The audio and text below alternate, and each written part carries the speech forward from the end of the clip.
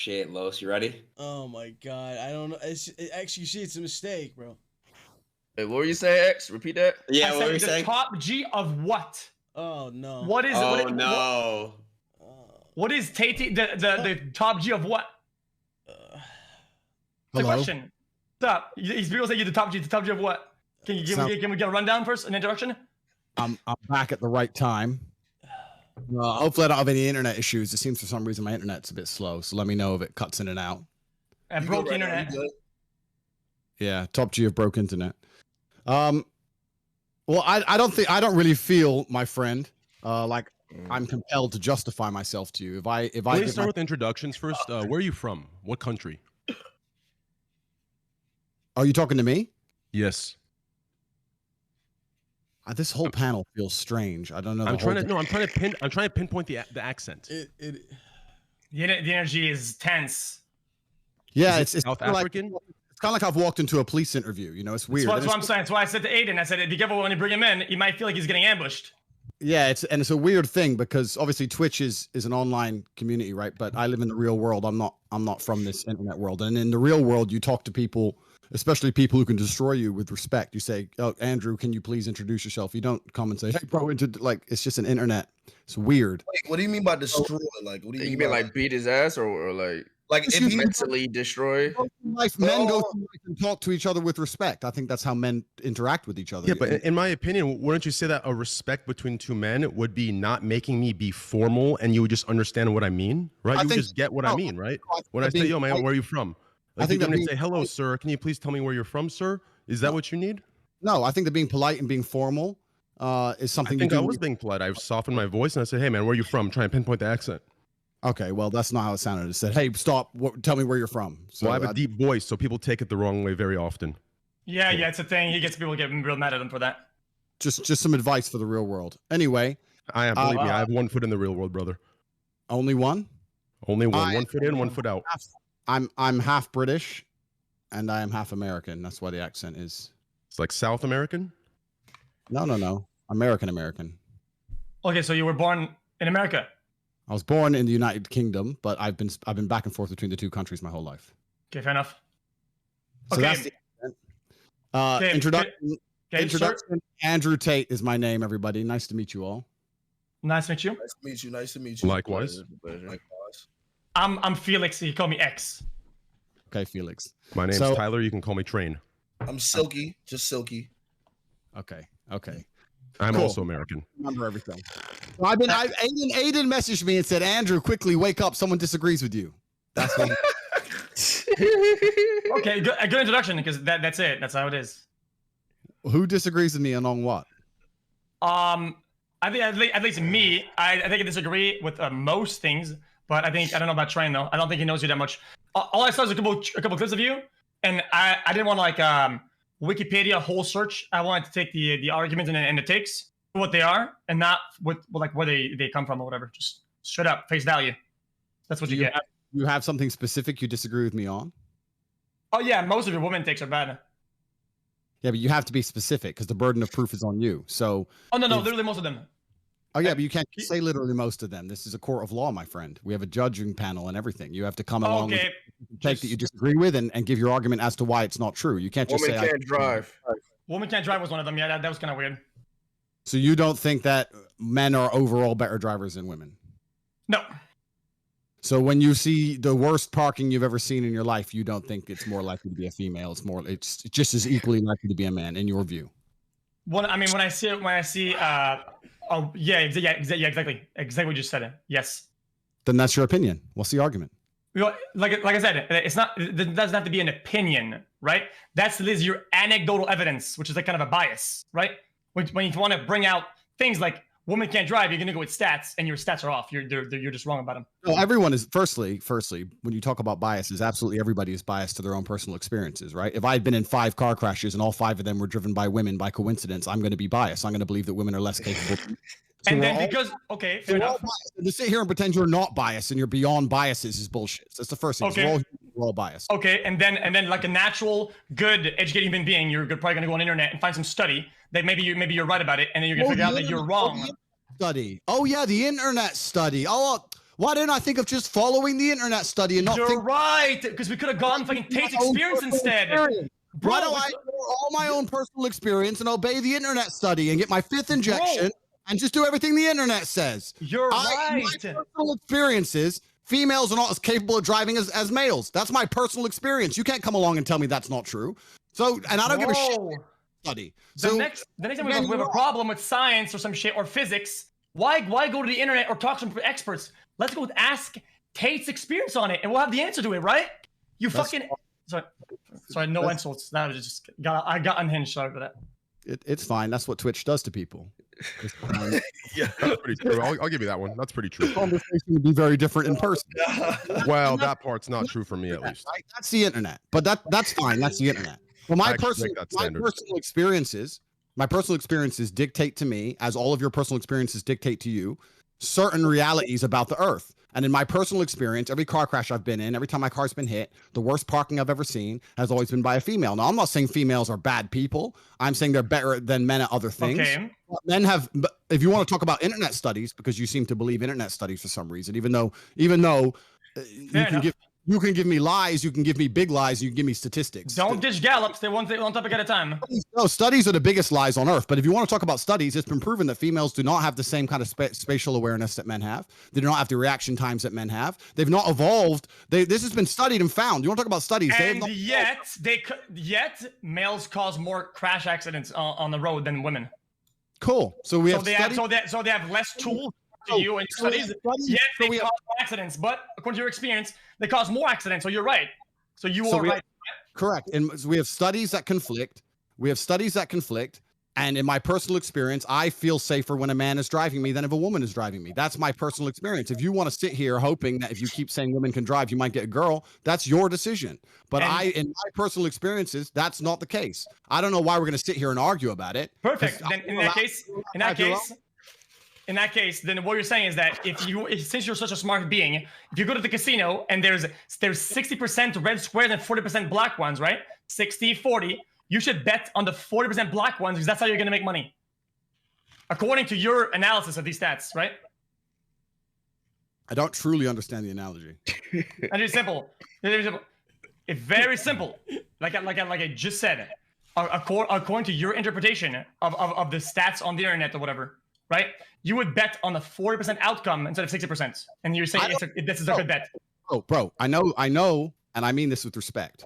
I know the internet is your life, right?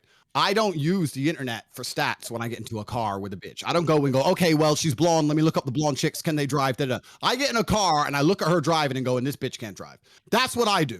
Right? And any man who's honest with himself has been in the car with a chick who's driving on some wild ass, crazy, texting on her phone, risking everyone's life. Every man knows I'm telling the truth. Okay. I know you can't say it. But you don't want to get canceled. Blah, blah, blah. You just sit here and say, when you get in a car with a girl, you look up an internet study first. Shut up. What are you talking about? Bro, what are you talking about? A bad driver on the road that you can see is a bad driver. I don't give a fuck if they're old, if they're missing both fucking hands, if they're a guy, if they're white, they're black. I don't give a fuck. That person can't fucking drive. They can't fucking drive. I don't say, I'm gonna go to the study or I'm gonna do this to Andrew Tate. They can't fucking drive. Let me break a little bit and fucking change lane, yo. You know, I don't have a license, but yeah. I'm gonna interject real quick into this one-on-one here, okay?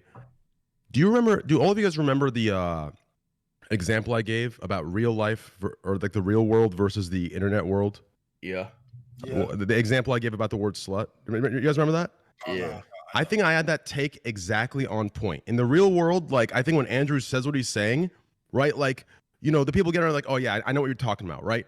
But in the internet world, everyone's very, very, very they're very exact, right? So when Andrew says women are bad drivers, the internet assumes that he's saying all women are bad drivers, women are terrible, women are fucking less than, right?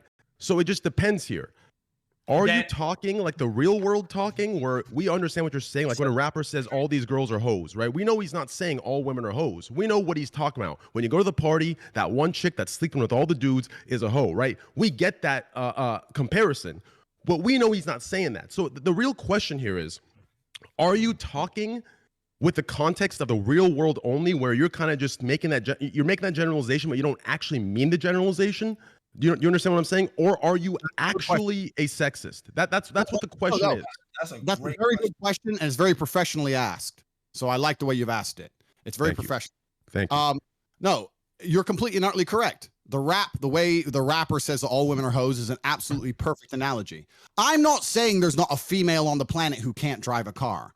I'm not saying that. I'm saying in general, if every man was honest with himself, if you were to ask him, what's the worst driving you've ever seen? What's the most uncomfortable car? What's the worst parking you've ever seen? What if you were to ask him and he was honest and he wasn't on the internet worried about getting canceled or trying to be correct or looking up statistics or any dumb shit, he'd probably say, I was in the car with this chick once and she nearly killed me.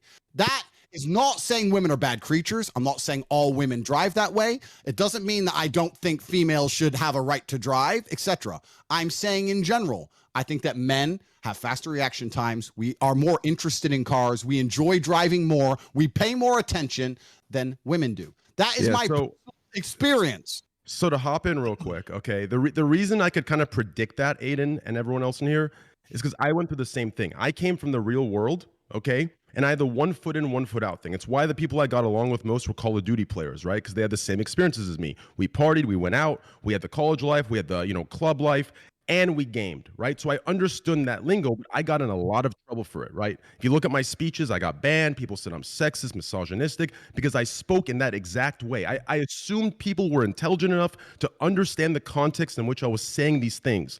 But the internet is not like that. The internet applies the worst case scenario, the worst possible context, and they will drill you for it. Trent, you're fighting ghosts. You're fighting ghosts. Nobody's saying that right now. We're not in that right now. We're talking. This is why I could predict that he is talking in the real world on the internet. That's the issue. That's the disconnect. You know, Trent, I'm gonna go against you. I'm gonna say, you know whose fault that is? That is your fucking fault. I know why? Because you are a bad communicator. If you can't communicate your thought properly, so people understand it for what it is, now I can. Then you are lacking skill in communication to make your point what it actually is. That is your problem. Real quick. I want to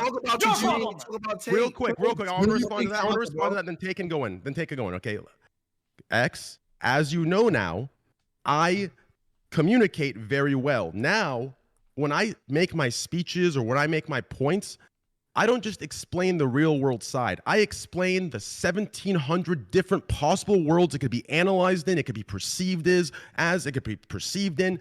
I explain it in every way possible because I have a platform now on the internet. So now I've become a better communicator, and I explain in every context. So yeah, that's my point is right now Tate is in his, it's the inception of it, right? On the internet from the real world. So that's the disconnect. Tell me how he is, then. Tell me how it is. Say, Tate, I think you are a bad communicator of your takes, and you are bad at dialogue. It's not a bad communicator. Tell him then. X, it's not a bad communicator. What it is it's an unawareness of the internet type of person. Do you understand? When you're never on the internet, you don't know, like, I didn't know people like this existed. Do you understand? I didn't know they existed. So you can't fathom to even have the possible world to explain something in a way. Or maybe he is aware, but he just doesn't give a fuck. Okay. Maybe that's the case too. Trent, if you make a statement and you say women can't drive, okay, it doesn't matter what your audience is, right?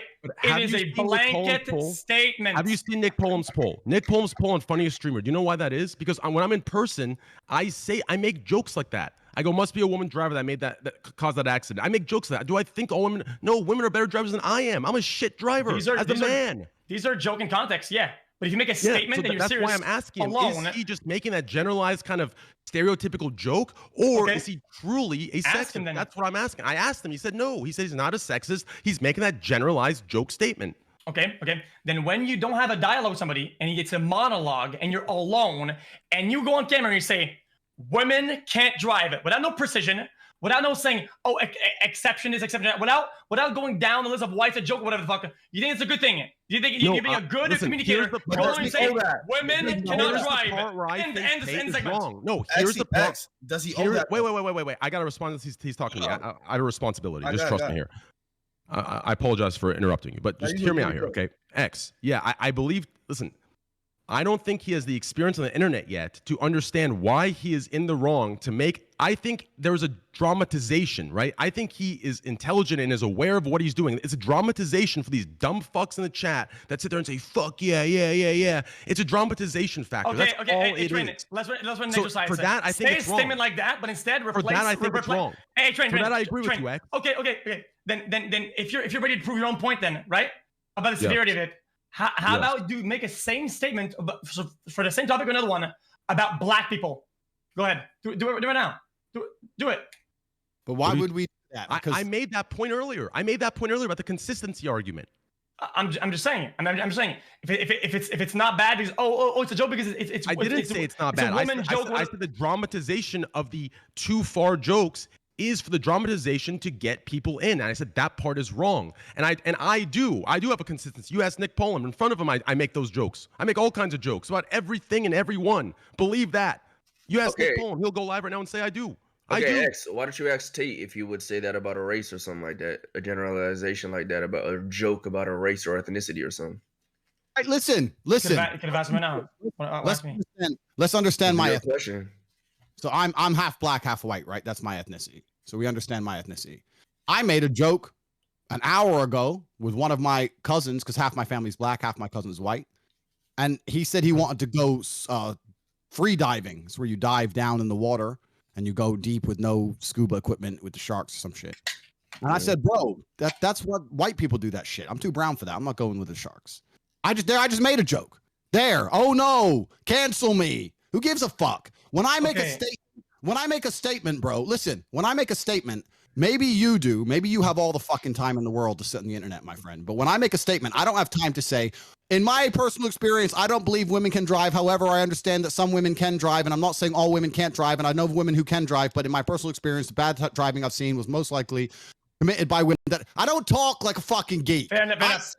I say women can't drive. Now, if that upsets geeks like you, cool, whatever. Because geeks, I don't give a fuck. That's what I say. If it upsets people, tough. That's my personal experience. You're gonna have to get the fuck over it. That's life. And if you want to say I'm a bad communicator, once again, that's your prerogative. But I would disagree. I think I'm very good at communicating. It's the only reason I'm even fucking here. It's the only reason I'm even on the internet. It's because when I talk, people listen. So I must be doing something right. I mean, it's easy to talk whistle to fucking misogynist. That's really easy. It's one of the easiest things out there. Preaching to the choir, that's so easy to get a following doing that. Hey, you hate women on these points and these points. It's gonna be easy to stack them up like fucking easy. Holy shit! I built a fucking world of a community based on being toxic. It's the easiest thing in the world. Way easier than being good and being nice. I'm a very good, nice person. Surely. By saying that, I think that men are more capable of driving than women. It does not make me a bad person or a not nice person. That means that if I get in a car and it's snowing and it's late at night and it's dark, I'm gonna drive. I'm not gonna let some 18-year-old chick drive. I'm gonna fucking drive because I like staying alive. And let me tell you something. Funny you bring that up because last time you talked about car accidents or whatever, and then you brought stats. You said that, well, it's because the males make doing more accidents because they're young, right? So even if your own example, right, you would actually prefer having a young female driver, not a young male, according to you. That's what you said last time on the fucking podcast. Then it is exactly what you said. I'm using your words against you. You said that, oh yeah, males do more crashes when you're young because they're young and excited, whatever. You just said, I wouldn't let a young girl drive my car. Then you would let. Okay. I'm just saying, be consistent about it. Listen, let me tell you something, my friend. There's a cognitive dissonance. There's some serious damage that the internet's doing to society. I spoke about it on Aiden Ross on his podcast, and I spoke about how the internet as a whole has changed the world. I'm old enough to see it. And one of the ways it's changed the world is when there are certain beliefs, there are certain paradigms which are not allowed to be punctured, certain parameters which are set by the matrix in which you must pretend certain things are true. People ignore their own eyes and their own ears because they are afraid of upsetting the matrix. And my point is that a person like you, and I mean this with respect, I'm not here to argue with you, this is a professional debate. A person like you whose entire income, personality, his importance, his ego, everything relies on a Twitch account. If you lose it, you ain't shit. If you lose it, you ain't shit. And the problem is that you could be in 10 car crashes driven by 10 different women, and you will still not come here and say women can't drive as well as men because you are afraid. You are not non-biased. You are sitting here inside of parameters that you must conform to or you don't exist. I don't give a fuck. That's the difference between you and me. That's why I say things other people don't. I don't know what it means, the last part. I mean, you talk about the matrix and the systems or whatever the fuck, but the only reason why you're relevant or cool in the real world is because you have money. Talk about the matrix, the fucking currency, and you think you're the top G because of that? and it makes you more important than other people who have value to society? I'm not only the top G because I have money. In fact, I think I talked about this with David Ross as well. I talked about how money is an amplifier. Money alone will not make you significant or important. I talked about how money will amplify. I was the before I was rich. I was the man before I was rich, and then I got rich on top. That's what it's amplified me. That's all it's done. It hasn't changed who I am. There's plenty of people with lots of money who ain't shit. Okay, so because of the vehicle of my message is Twitch, it's devalidated. It's not that it's devalidated at all, my friend. I think that Twitch is a fantastic. Invalidated.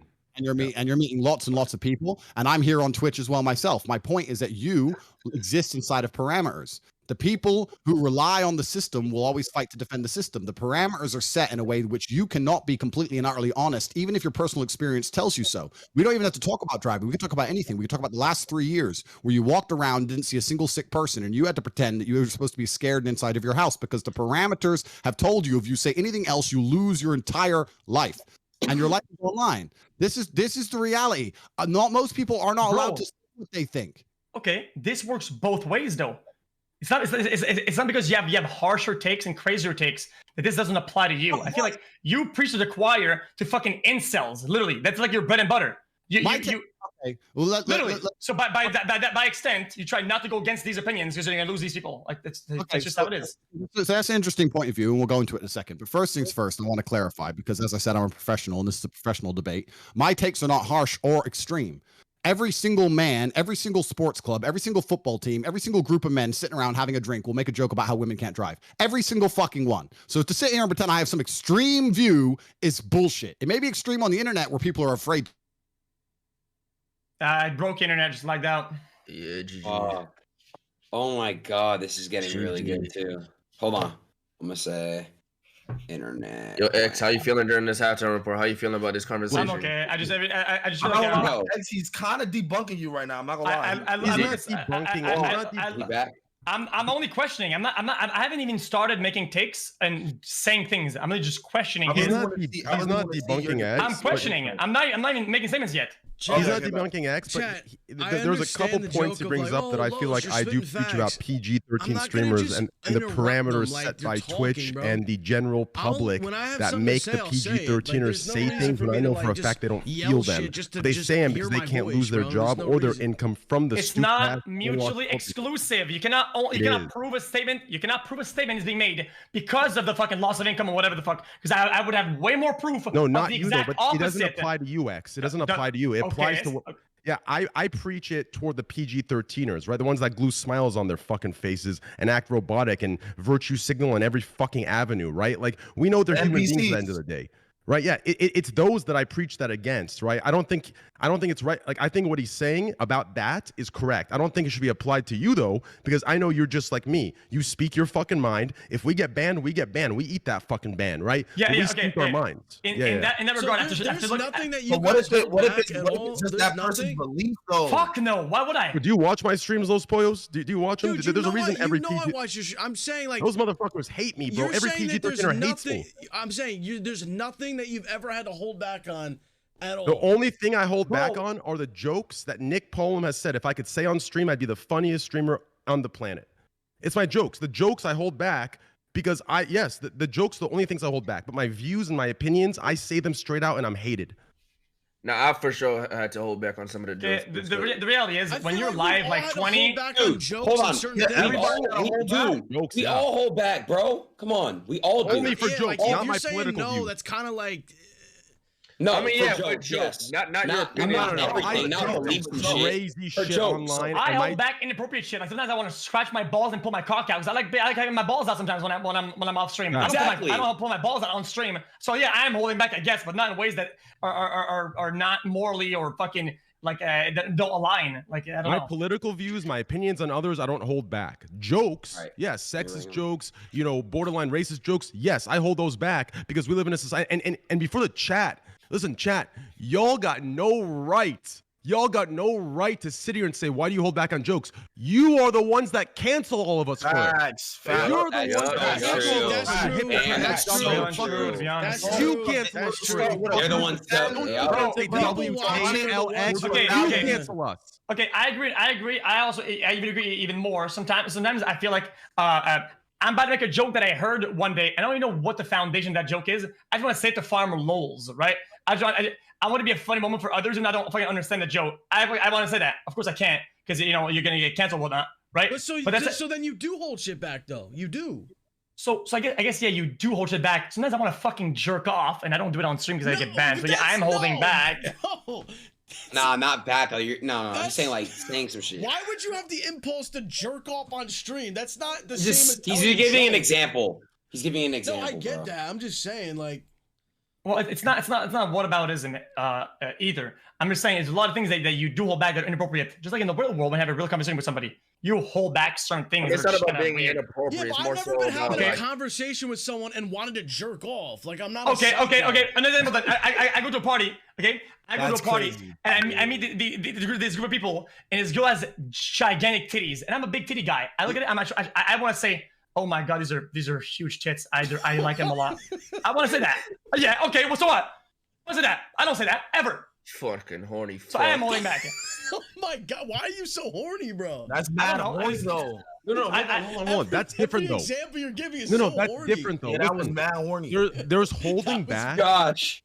There's holding back because of maturity, situational awareness, context, shit like that, right? And there's holding back because of society's current day closed-minded awareness that they believe is woke, right? Like those are the two differences, right? Jerking off or telling a chick she has fat titties and you want to suck them, like that's a maturity thing. You hold back because you know it's not appropriate and it's not respectful, right? That has nothing to do with being real or fake. That's why real and fake when you grow up is not black and white like it is when you're fucking 15 years old. And that's why a lot of the chat can't understand that, right? What we're talking about are parameters that cause certain streamers to be censored because they'll get deplatformed and the main viewer bases will try to destroy them and rip them apart. Two different things. I've talked to Destiny about this, and he had a very good point about this. Okay, I'll tell you why this shit works like that. Okay, I've preached about this before, and I said it once. I'll say it again. Okay, the problem with these things, okay, is that when you have people that are literally anti-woman or anti whatever race or whatever, right?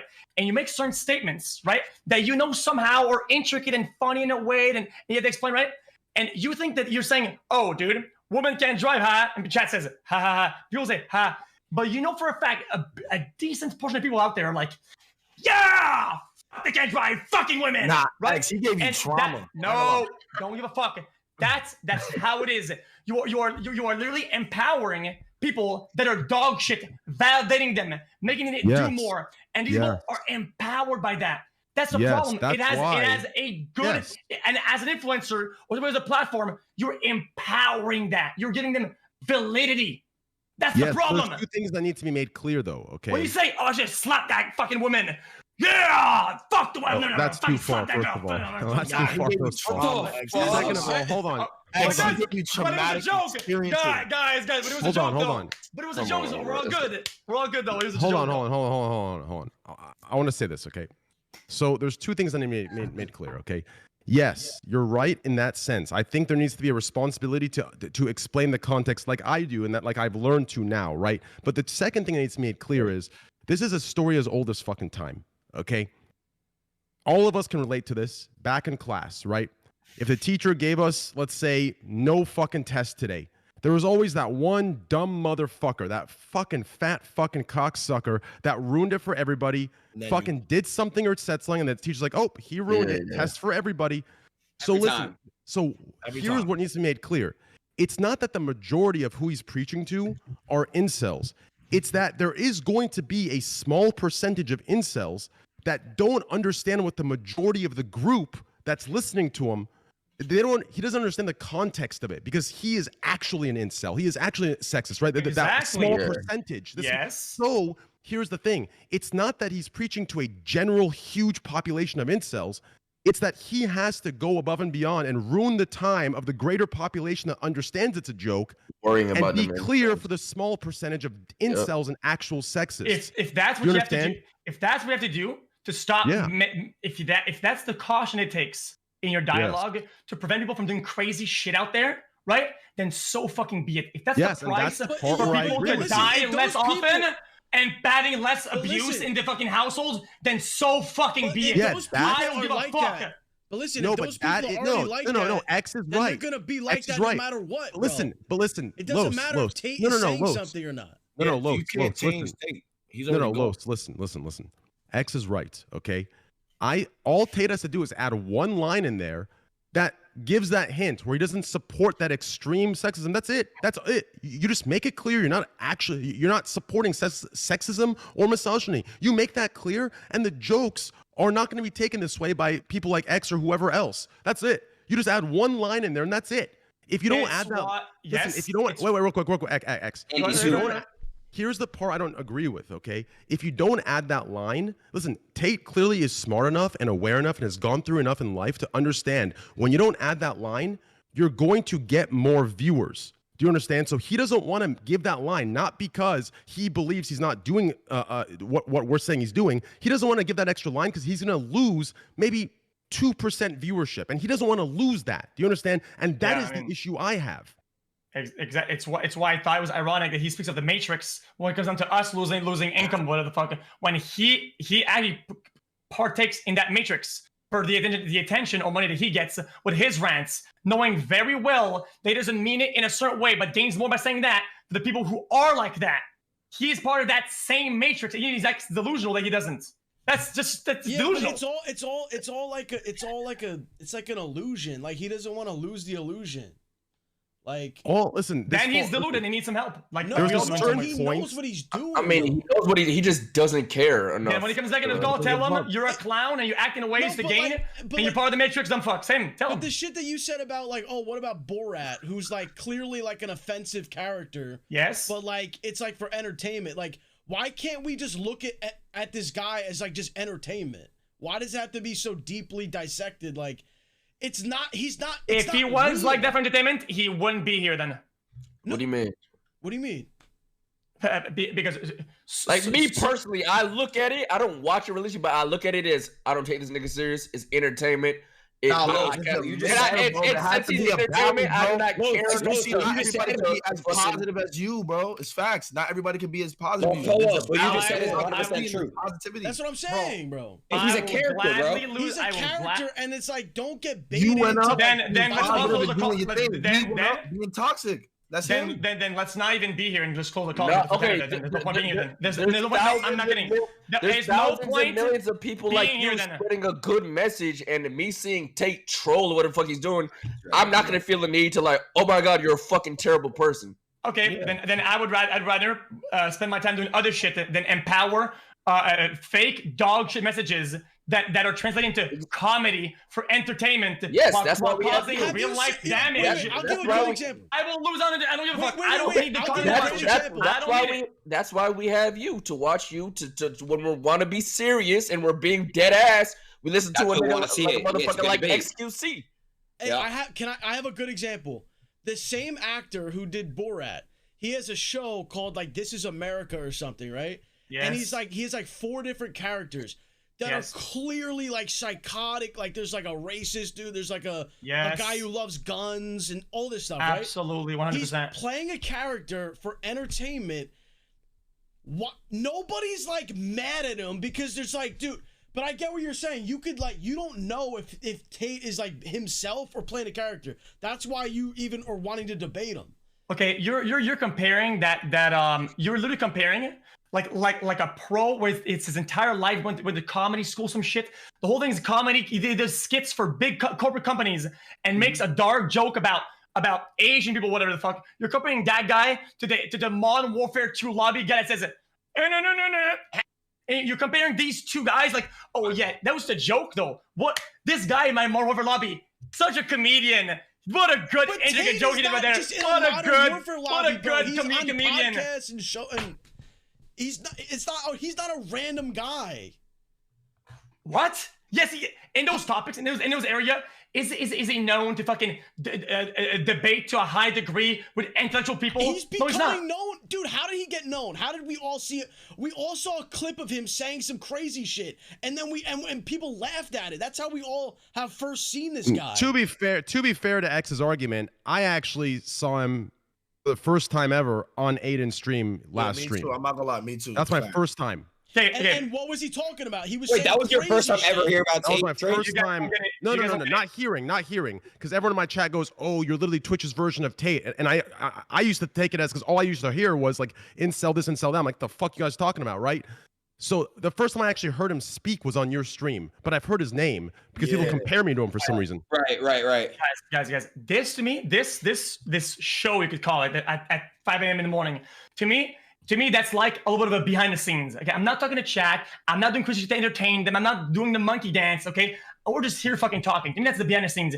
When you say that Borat guy, he goes on the news often, right? And he has interviews.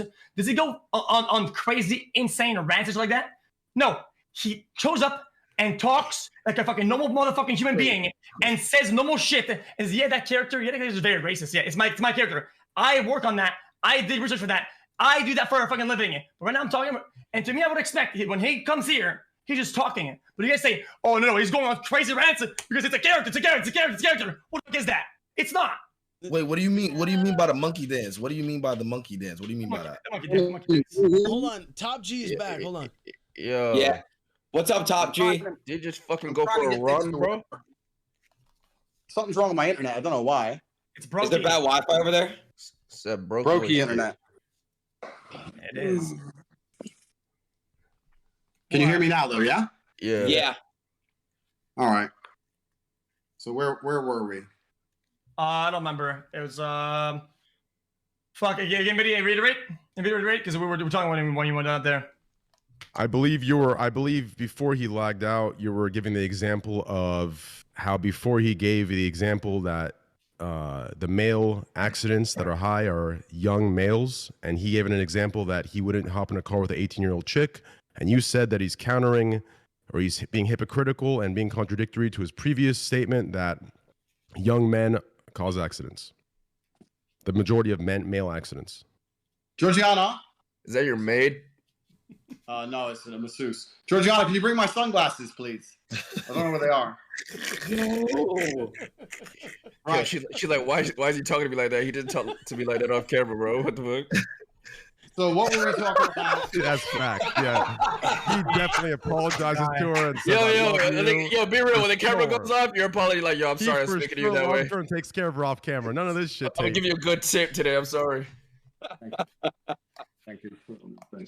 Dude, that internet lag, that's what we could set this skit up for sure. Wait, who that? Yeah, who down the right? Yeah, we gotta.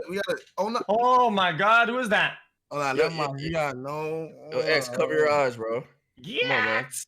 Yeah. You hear that? Yeah. So what were we arguing about? Yo, look at this guy, bro. Look at this guy, bro. This nigga swear he cool as shit, bro. That makes no sense. This man's a GTA character. Bro, look at this nigga, bro. Well, it's not organized. I had the massage planned, but Aiden messaged me. So obviously she has to do it while I work. That's how it goes. Okay. Interesting. I don't know what we're arguing about. I don't know. I think we're going off the deep end. Yeah, but I think you said something about the Matrix. And you said that my income depends on me acting a certain way, so I preach the choir type of shit. When I said that I genuinely think that you have your own matrix in that regard, and you do the same for your views and your things. That's how it is. Well, I think that different people appeal to different people. That's fine. That wasn't the point I was making at all. The point I was making at all is that you are not allowed to have a controversial opinion. I am. That's the point I was making. The point I was making is that I do not need the internet to be rich or to be significant. So I don't give a fuck. I've been banned 1,000 times. I'll be banned 1,000 times more. And it doesn't even cross my mind. My point is, respectfully, if you were to conclude through your own personal experiences, if you were to come to a conclusion which you know the parameters of the Matrix see is controversial, you still wouldn't even fucking say it. Because it's all risk and no reward for you. That's why I'm saying that for you to sit here and disagree with everything I say, I understand why you're doing it. Okay. I also understand why you will ignore your own eyes, and your own ears, and your own personal experiences. You'll ignore them completely because it doesn't benefit you to talk the truth. You will sit here and you will repeat the new thing, the new speech. You will say what you were supposed to say. That is we all have different. Oh my god, bro. Yo, this motherfucker. Bro, This why did motherfucker he just was go on getting his hot. fucking... Bro, why is his internet so fucking bad? He lives at RPT. What's that? He lives at RPT. I know what that is, RPT.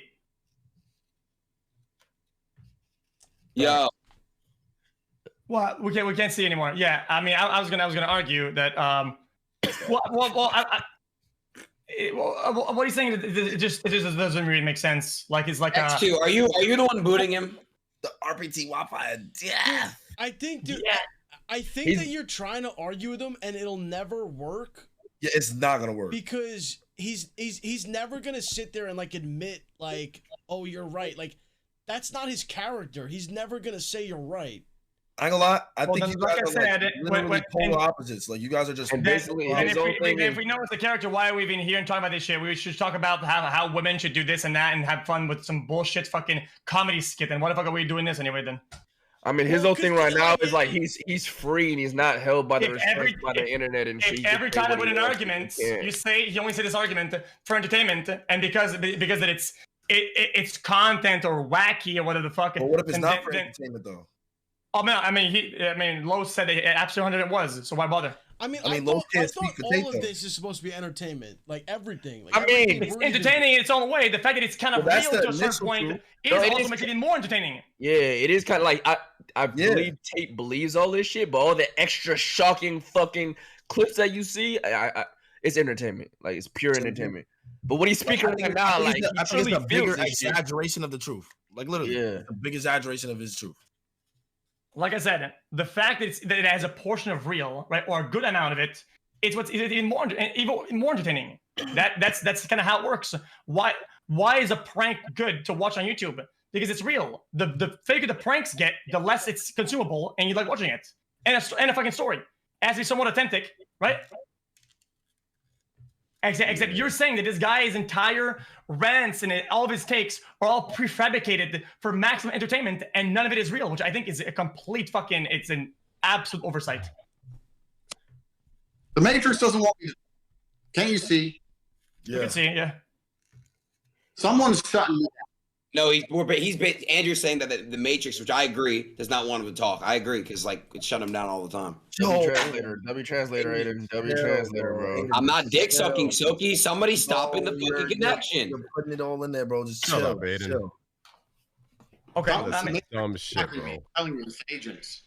Maybe we could talk about another topic, and then maybe it's gonna be less controversial and be less Matrixers somehow. Less. Well, I don't get it. Anything. I was told that you disagree with everything I say, so I'm just here to. Yeah, most things. I mean, some of the motivational shit or whatever the fuck, it's like reiterated stuff that you hear on fucking billionaire self-help books or some shit, which are fine. I think I agree with a lot of them. I'm not gonna fucking dick ride and say that I agree with the rest of them because that's what people do, you know. You say a lot of true shit and you slip some dog shit in the middle, and then people will take it as a truth. Which is fair. Well, I don't try and slip dog shit into my views. My views are my views, and they're based on my personal experiences, and I don't try and slip dog shit in. I don't attempt to do that on purpose. I don't think it's dick riding to agree with everything someone says either. I don't think it's dick riding to agree with people. The internet's, like I said, I'm new to all this space. It's weird. It's a weird place. Like if I were to come along and say I 100% agree with all of the things that X man says, people are going to insult me for that. I'm not saying I agree with every single thing about his being, but the things he says on the internet, I may agree with all of them. What's wrong with that? Yeah, I also agree with that. I also agree that this new the thing of meta of saying, oh, dick ride or whatever, because you generally agree with all the takes, it just so happened to it. People say dick riding, that's fucking stupid. I also agree. Okay, but other than that, though, I just feel like a lot of times, like I said, I agree with some of your good takes, right? About things that are motivational, whatever the fuck, right? Whenever you just slip in some garbage, right? It happens a lot. And hold on. X, you might have. Yo, do you see it? Do you see it? Tate, look at him. Look at him, bro. He's done, bro. Look at him, bro. He's done, bro. He's having the time of his fucking life in that image, bro. He's having the time of his life. Hey, man. Angolato X. What? That's cap, bro. Like if you like that's what I'm saying. Like Aiden will deliberately agree with anything a certain person says, and that's dick rider, bro. It's why I'm here. So I'm here to bring a little balance. How am I dick riding? What did I say tonight that was dick riding? Because last time you just said that the Matrix doesn't want him to, bro. Bro, I'm trolling, bro. Like, do I really think the Matrix is stopping this shit? No. Bro, I'm trolling, bro. Come on. No, not. I think even last time in the fucking dating show, whatever the fuck. A lot of times, you are kind of dick riding it. When you nod your head and you say yes, it's kind of like soft, but it's still there. I feel like Aiden is just easily. I feel like Aiden's just easily persuaded. Yes, he is. I think the motherfucker talking just has to sound like he knows what he's talking about. Aiden be like, oh, okay. Bro, I don't mind Aiden. I think he does it so the people fucking give us some entertainment, motherfucker. Okay, I'm sure he doesn't like some of the songs, some of the rappers that come on the stream a lot, and he thinks they're dog-shit songs, right? Because they're good and www, so they come on the show and they fucking talk to him for a little bit. Okay, and that's okay too. I don't see a problem with that. That's fine. Dick riding, XQC. That is a form of dick riding. If you personally think a rapper is trash. Yes. And you still bring him on the platform because your fans think it's fire. Yes. That's dick riding. It's why I don't do that, because I would assume a person that he's not coming back. He said tonight though. He said tonight though. He'll do it. Okay, a person. Okay, so why my takes about music are clear. This guy makes bad songs, and I like his music. And you know what? You know, dude. I would appreciate it if they would still come on the stream to talk about other shit or about the music or whatever. Yeah, it's still a good conversation. To be fair, I'm not bringing no rapper on my stream that I think the music is trash, bro. I'm sorry, bro. Hold on. What do we need to talk about? I'd love that. Unless if it's to debate about the trash music, I wouldn't know. No, disagree. That is so inexperienced. That is so young. Listen. Bro. A rapper isn't just his music. You could like the dude as a person and just not fuck with his music. That's different, right?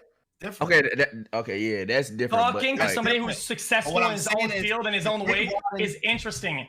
But if you clearly don't like their music and then you get in, oh my god, this is no, play me some of your new shit. You fucking with it like, no, I can't lie to my. He said he's gonna try one more time. Hold on.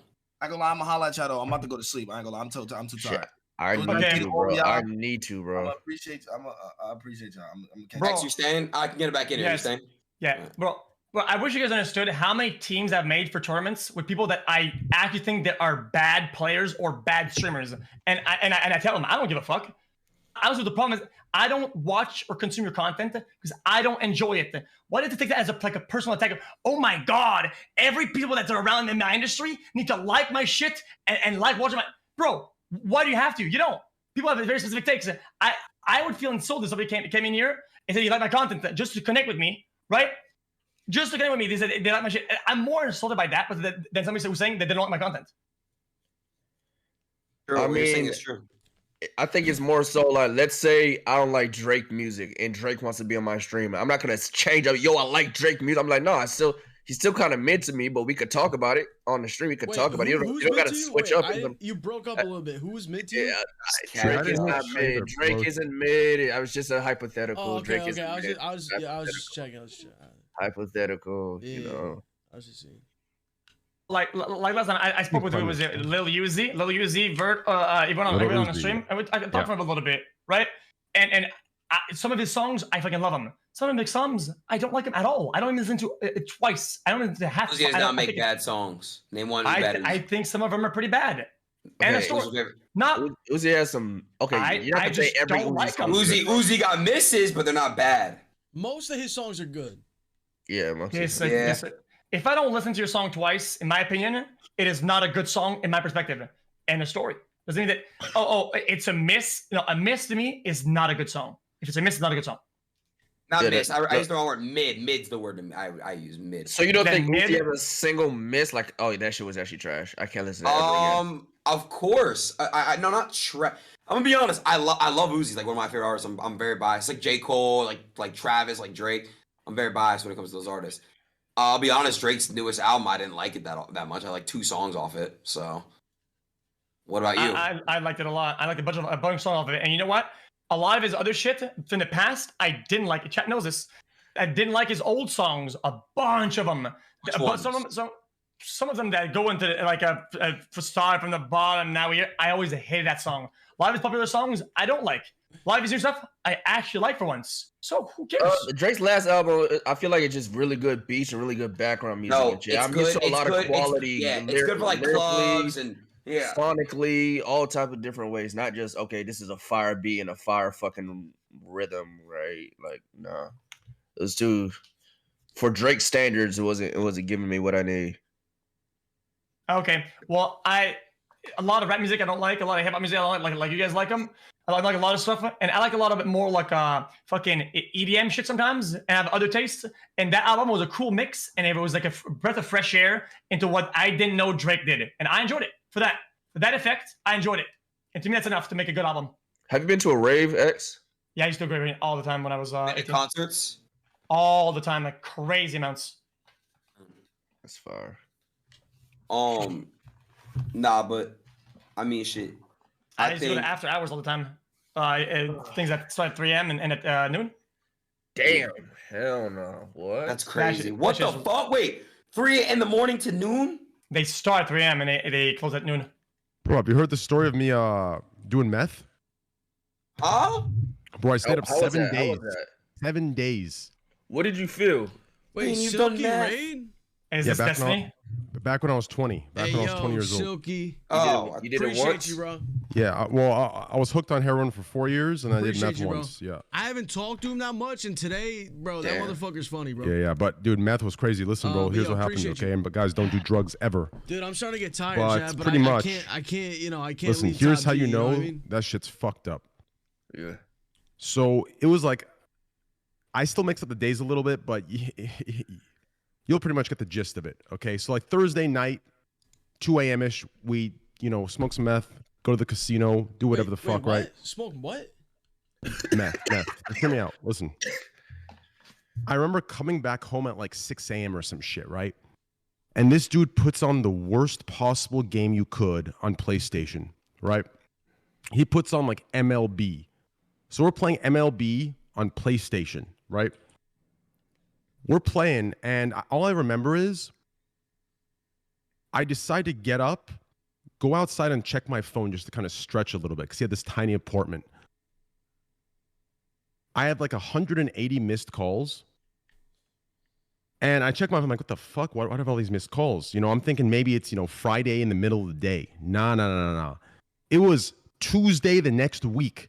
I sat there and played MLB for like 6 days straight. What? 6 days straight, no food, a little bit of water, and that's it, dude. Like, it was nuts. Maybe a couple snacks in between. I played MLB on PlayStation for 6 days. If any of you have played MLB on PlayStation, you know that's a boring ass fucking game. So if you can play it for 6 days and not notice, you know how fucked up we were. Hey, that game could be kind of fun if you play against somebody, though. Not 6 days straight. Not 6 days Not is 6 crazy. days, yeah. When we talking 6 days, Jesus Christ, dude. you're not falling asleep? Not on meth, brother. We were hitting that pipe every fucking like 10 minutes. What the What fuck? the fuck? You're kidding me, bro? We were twisting that thing like, real pro style. Oh, nah. Jesus, man. Bro, I was 20 years old, bro. Like I had just come off heroin, I did that shit, did a little quick speedball. He said call. A lot of people don't know this about me. Like I've been like, trust me, I've had my experiences and my, I've been on the bad parts of, life. That's, kind of how I've become who I am. Yeah. I'm a little Understood. pussy. I haven't tried a drug in my life. Well, you shouldn't. Bro, What's 6 days, Wait, though, you man. never had weed? You never tried weed? Not yet. Trent, I thought you were gonna say something like some like Addy shit where you fucking double down No. and you're fucking doing like your room and like clean the whole room in your mom's room and you went to the basement and start fucking clean the bin and you fucking rebuild the entire fucking room set, dude. Train like No. 3 years ago. Like Train like 6 3 days years. though. 3 years ago when I first graduated and I first moved to LA. Like I remember I was outside of this like club. Yeah. And I hit someone's weed and they like put shit in it, bro. And I got laced like What, bad. like some Like, White Widow or some shit, like some cocaine? It was coke. Good. Finally. Look at this guy, bro. That's not and, White Widow right there. And Benny, I think it's called. It's just it makes you tired. It's like a whatever. No, but the point is, I was so young, just tripping the fuck out, bro. Like, and that's what, like, it's crazy. Like that shit was like really scary for me. It was like really, I had a bad anxiety attack. It was fucked up. I can add the lady if she's a paid actor. You think, do you think she's a paid actor? Andrew. Yo, Aiden, Andrew, honestly, give me your masseuse's Bitcoin address. I'll send her like 100 grand. She'll never have to do that again. Do you have Bitcoin? Bitcoin, you know what it is? You don't have? I'm gonna set you up because this baller here is gonna send you 100 grand. I know he wouldn't lie online. I wouldn't lie. See, Oh, he shit. thinks. Yeah. He thinks he's Y'all capping. talking no game. He thinks Trade's actually capping. Oh man, you have no idea. I hope not. I hope not. Like I would respect it very He much. thought that I was fucking around trying to man up. I'll would do it That would change her life, and I would love to see that. That would make me very happily, happy. baby. I got it. Set her up. Just make sure it's going to her, not you or anyone else. Please. Bro, she's giving you great massages. Why don't you change her life, bro? Come on, man. But do you have any family members or kids or children who understand Bitcoin? Your children have Bitcoin? Nothing. Bro, if you set her up an account and like cash it out for her and like somehow set up a bank, like I'll send extra just for that. Like if you have an assistant or someone that can do that, I'll happily take. Can you do that? Yeah, I'll get someone on it now. All right, add me on Discord. Add me on Discord. We'll get this done for her. I'm down. All right, awesome. All right, cool. As for the internet, it's something that's happening on the street because there's people out in the street complaining. So it's the whole street, the internet. keeps Yo, going. just for the record, I can't add you. You don't accept friend requests. Just add me, and then I'll accept you, Cool. and we'll get this done. Cool. I'm gonna lose my masseuse, but it's fine. Nah, she won't leave you. If anything, she'll love you more for this because this is the opportunity given, right? You brought her on the platform, and I gave her 100,000. You're right, but I don't have a clue how to add people as friends, bro. I'm an old Just man. you see that big ass nose right there? That big ass nose picture? Just click that right there. Right click it. Go to profile Bro. and then go to send friend request. The one that says train wreck, right clicking. Bro, I have a question. Right. Bro, how did you start and how did you make money? Yeah, Me. he's fucking fit. Oh, No, okay. he's good, he's good. Yeah, how'd you become the richest man on the planet, trillionaire or some shit? A trillionaire. Yeah, how'd that happen? So I was a kickboxer for a long time. I was fighting for money. There's not that much money in kickboxing. And then my first serious entrepreneurial. I mean, I ran lots of businesses, did this, did that. Some things. Like what? You can't. Everything, man. I had a normal job for a while when I was kickboxing, and I did some different things, and I did some things I shouldn't have done, and blah blah blah, and was in jail for a little while, and got out, and then I opened up a webcam company. I had girls sitting on the internet talking to men, and I ended up scaling that up to having 75 women working for me. That's how I first made millions of dollars. Fucking porn website, fire. Damn, what the fuck? You don't know this story? This is like my most known story online. You never told it to me. It's a really long story, and I've told it. I've told it very, very well on some other podcasts. But the short version of it was, I got in some debt to some dangerous men, and I needed money fast. And I was sitting in my room trying to work out a way to make money because at the time I was only fighting, and I didn't have a fight coming up for a while. And I was researching how money works. Like I was trying to understand how money works, where it comes from. This is where I learned about the Federal Reserve and fractional reserve banking and all these things. So interesting point he made earlier about, the matrix and its currency and how it's all a lie. I understand all that very well. But that really made me mad because now I understand money's bullshit and I still don't have any. And I was really upset. And I was sitting there with a piece of paper trying to write down my assets and my liabilities and trying to write down all the geek shit they tell you. And for assets, I wrote down that obviously, I'm strong, but I'm already fighting. I'm brave, but I'm already fighting.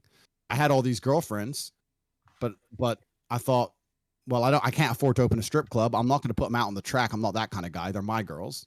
And then I discovered by accident when I was clicking around on these websites, I saw those things in the corner, talk to live girls now. And I thought, well, my girls could do that.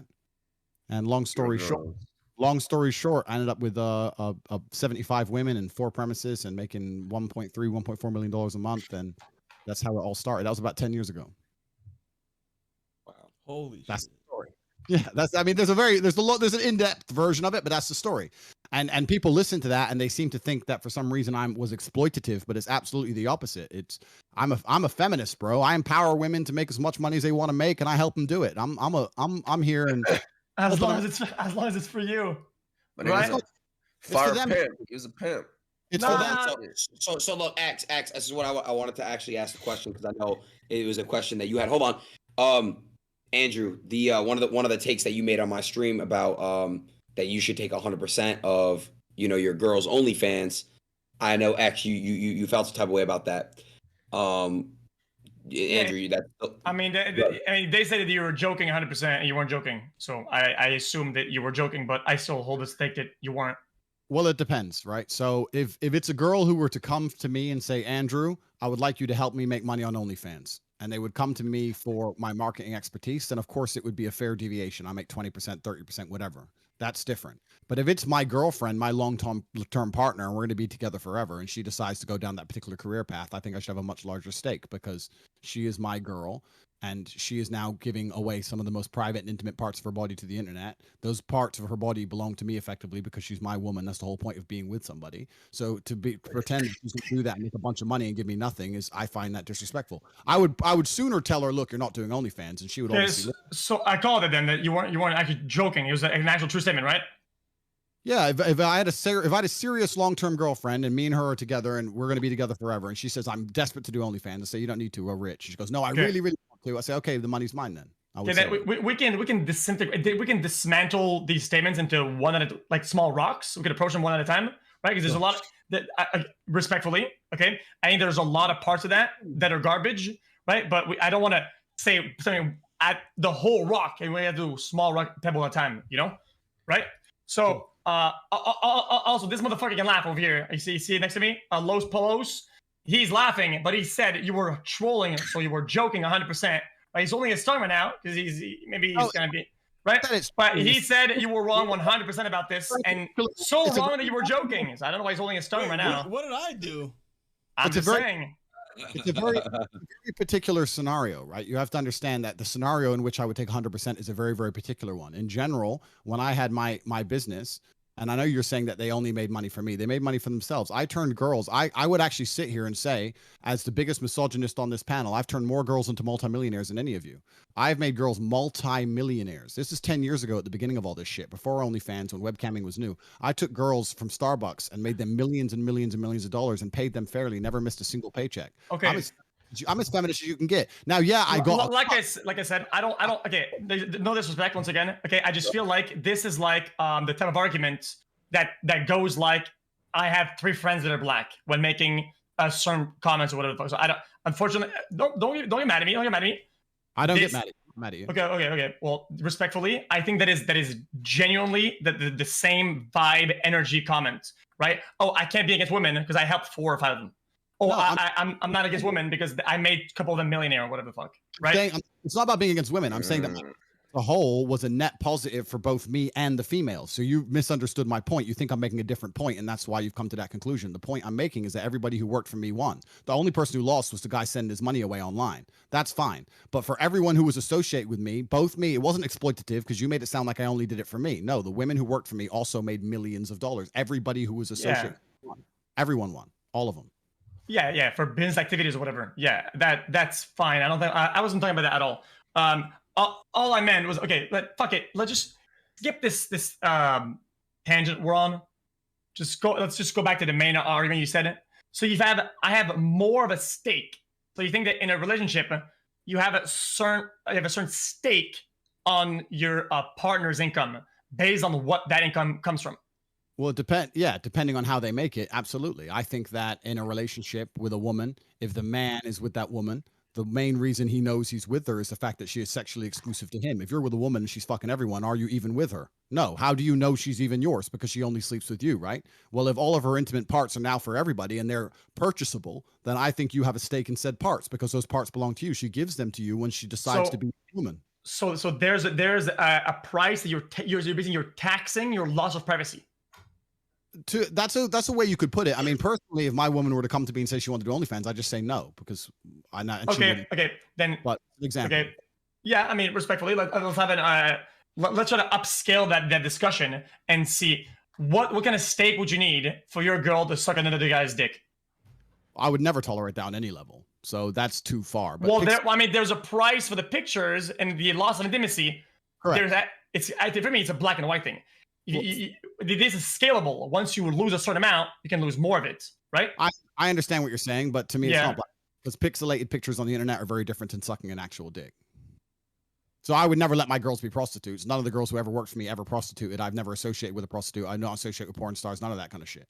But I had very wholesome girls with pictures of their titties on the internet 10 years ago who made themselves millionaires, yes. And now they are happily married with somebody or whatever. Or some of them are still with me. It doesn't matter. But I was never like getting girls to prostitute or hardcore pimping along that line. I use the word pimp because I had a lot of women who worked for me and they were all beautiful and it sounds cool. But truthfully, I don't even really see myself in that regard. I think I'm less of a pimp than most corporations. The girls who work. The girls who work for me 50%. You don't get 50% at the cash register when you work at McDonald's. Okay, they can also, people can be pimps and companies can be pimps to a certain level, right? Which has anything to do with you being a certain level of a pimp. I think, sure. I don't think if your girl is doing something, an activity of her own will, I feel like taxing her that's being a pimp, like quite literally. You are pimping at the wazoo. Yeah, you are pimping. I understand, and maybe you've never had the kind of relationships I've had with my women, but any woman I'm with decides to, by her own free will, submit to me because she sees me as her intellectual superior. She sees me as her life superior. She looks up to me and she respects me, and she sees me as and for that reason, if she were to come along and say do OnlyFans and I said no, she wouldn't do it. But if she insisted on doing it, I would sit here and say, look, I'm unhappy with you doing this, making a bunch of money off of parts which are supposed to be intimate only for me. If this is going to happen, I need to have some kind of compensation for my unhappiness. Yes. And she would understand and she would pay me. But this is not a scenario I need to be involved in. This is just a hypothetical, right? But all the girls who worked for me, they were not romantically involved. They were girls who decided to make a bunch of money and they came to the best of the business, which was me. So you would be okay with then paying them for their discomfort in other areas then? That'd be something that you're open to? Sure. I mean, that's an interesting way to look at it. I mean, I think that all men do naturally anyway, right? Let's. I understand your point you're making, so let's extrapolate on it. You're saying that if I do something that they're unhappy with, I should give them money. Well, the point is, I think that all high value men do that naturally anyway. If you take a billionaire on a boat, naturally, it's kind of indirect of a term. It naturally is more indirect and more like intended, right? Since for you it's transactional and intentional, then in this example, you have to use the same framework for that example. Same framework has to be agreed upon. So let's say, I don't want to be too gross right now. You're with a girl and you want to do something. You're okay with the thing of saying, okay, well, I mean, I kind of want to do that. I'll give you 10K. I understand what you're saying. I don't think it works exactly that way, but I think that all men, especially high-value men, are already in a transactional relationship to some regard, and that's not a bad thing. That's natural human nature. And the point I'm trying to make is that if you're a truly high-status male, if you're a billionaire with a yacht and you have 10 girls on that boat, the woman who's in love with you is going to let you fuck 9 other women in front of her because she gets to be on a billionaire's yacht. She gets to go to private islands. She gets to not have to work. She gets to run around on jet skis and take Instagram pictures. So to some degree, are you not paying her for her compliance? To some degree, are you not rewarding her for her being in a situation that she's not completely happy with? That is natural human nature, and all high status males do it. Okay, as much as I would agree with you, that would be a part of something, right? Part of some sort of fulfillment, right? I would like my partner to be fulfilled in all the ways that I'd like to be fulfilled in a relationship. If a girl's only with me because she's fulfilled in this money way, but she's lacking on a bunch of other shit, what's the point? So let's swap the hypothetical. Let's say you're in love with a woman, she comes to you and she decides she wants to do OnlyFans. What do you say? Okay, so I had a lot of things about OnlyFans before, but I just because I think it's just gonna kind of annoying. I wouldn't go into it knowing she's doing it. So right? So if your girl came to you and said, no, your girl's not already on OnlyFans, you're with a girl and she's seen OnlyFans online, she decides she wants to start, she comes to you and says, I want to become an OnlyFans chick. You're going to say, yeah, go for it. Don't give me a penny. Go for it. Get rich. Show your titties. That's going to be your answer? No, I just say, this is kind of annoying. It's an annoying thing. I don't fully agree with it, right? So it'd be kind of cold. It's cold. I don't like it. Well, this is the point. So I think it's you're and I understand this is really interesting what Train said earlier about internet language, because when you make a point, you have to be very, very careful with what you say. It's almost like politicians speak, but you're saying it's annoying. I wouldn't like it. Well, I'd say you're not allowed. That's what I'd say. I'd say you're not allowed to be on OnlyFans if you're my girl. Okay. And if you are here. Okay. Yeah. The point I'm trying to make is that I don't like it, and if it escalates to a point, I guess I would break up. But that's not like the I don't think that's the main point though. What does that prove? I think it's just lame. It's generally lame. Okay. All right. So the point I'm making here is that it's a situation that most men don't want to find themselves in. They're completely in love with the chick and she decides to do OnlyFans. We're in a hypothetical situation. Saying I'd break up with the chick is a boring answer. So assuming you have to stay with the chick, that's the parameters of the question to make the question interesting to answer. My answer is that I need to be paid for her to be doing OnlyFans. That's the answer in the hypothetical situation. Your answer in the hypothetical situation is it's kind of annoying. I don't know. There are parameters to this. There's a bunch of parameters around that. It would be like, I hope she's not doing it because of lack of fulfillment in certain ways in our relationship, because that's a fucking problem.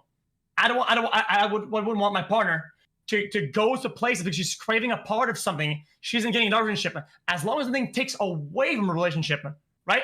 And the framework remains the same, then I guess it's kind of chilling. But that's kind of how it comes to OnlyFans, because people do it for a lot of reasons and a lot of other ones. So it's kind of do you mind me asking you a question? How old are you? 26. Okay, let me blow your mind, young man. Women love men they respect. And let me tell you this, and this is natural, this is evolutionary, it's biological. This is why women have certain even basic things like height, right? They're designed to be attracted to it evolutionarily because they respect larger men because they're more likely to be better at fighting. They're better warriors. Women fall in love with men they respect. Not even men they like that much. It's men they respect. Men they like are their friends. Men they respect are the ones they fuck. And let me tell you something.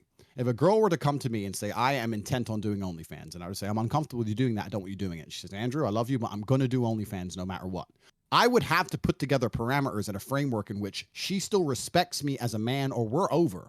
It's not even about the money. It's about the fact that you are my woman. I love you. You love me. And you're going to show me enough respect as a man that if you're going to get naked on the internet, you're going to at least reward me in some way. There's not going to be all these men paying you money and you making a bunch of money on the fucking side sitting in my house without me getting shit, because that is disrespectful. And I would not allow her to disrespect me, not just because of my ego, but because of her own innate ability to not be attracted to somebody that she doesn't respect. If you were to come along and play things your way, if a chick were to come to you and say, I want to do OnlyFans, you would say, well, I don't like it. It's kind of annoying, and she started doing it, she would fucking leave. The girl is more likely to stay with me taking all her money than she is stay with you keeping all her money. And that may not make sense to you, but one day you will understand. Okay. I'm going to fire back at you and just say that whatever my relationship is lacking, whatever amount of respect that I'm losing, and whatever amount of privacy that I'm losing, you can't put a price on that. You can't revert that with money. You just can't do it. I want to feel fulfilled. And what fulfills me is that my partner is fulfilled, and we're both on that like equal mindset, right? And you can't exchange that with money in a transactional way. You just can't. Doesn't matter the amounts. Doesn't matter.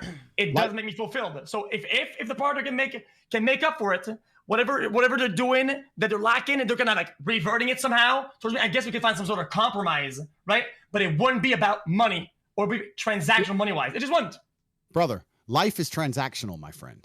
And to sit here and pretend that because things are transactional means there's no emotions involved isn't true. Life is transactional. If I'm completely head over heels in love with a woman and I love her with all my heart and I'm ready to take a bullet for her, it's still a transactional relationship. She still provides things and I still provide things that satisfy both of us. You do not sit here and stream for free. Life is transactional. So to sit here and pretend that things shouldn't be transactional is asinine. That's not the way the world works. Every single thing in the world is transactional. Even if I give money to charity, even if Train gives this lady who's massaging me 100,000, he's doing that, one, for clout, two, because he gets to feel good about himself. He isn't, it's not pure charity. He gets to win too. Actually, wait a second. No, I gotta say something. It's not for clout. If you look me up, I'm actually hated and everything's justified that I do, but it is for the feel good. I get a high from it. The same high I get from gambling, I get from giving. My dick gets hard. So that's transactional, but it is not for clout. I don't give a fuck about it. Just trust me. Do a little research. It is not the clout part, but it is the high part from feeling good. Continue. Bro, it's the same with me. There's Romania has an orphanage problem. A lot of orphans. Every single Christmas, I go down to the orphanage with the Rolls Royce, give 100 grand, whatever. Am I the fucking nicest man in the world? Well, yeah, but also I feel good.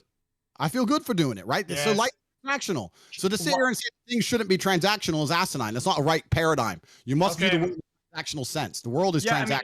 Yeah, but you're being a little bit obtuse, though. You are deliberately obtuse about what the nature of how we use transactional as a term.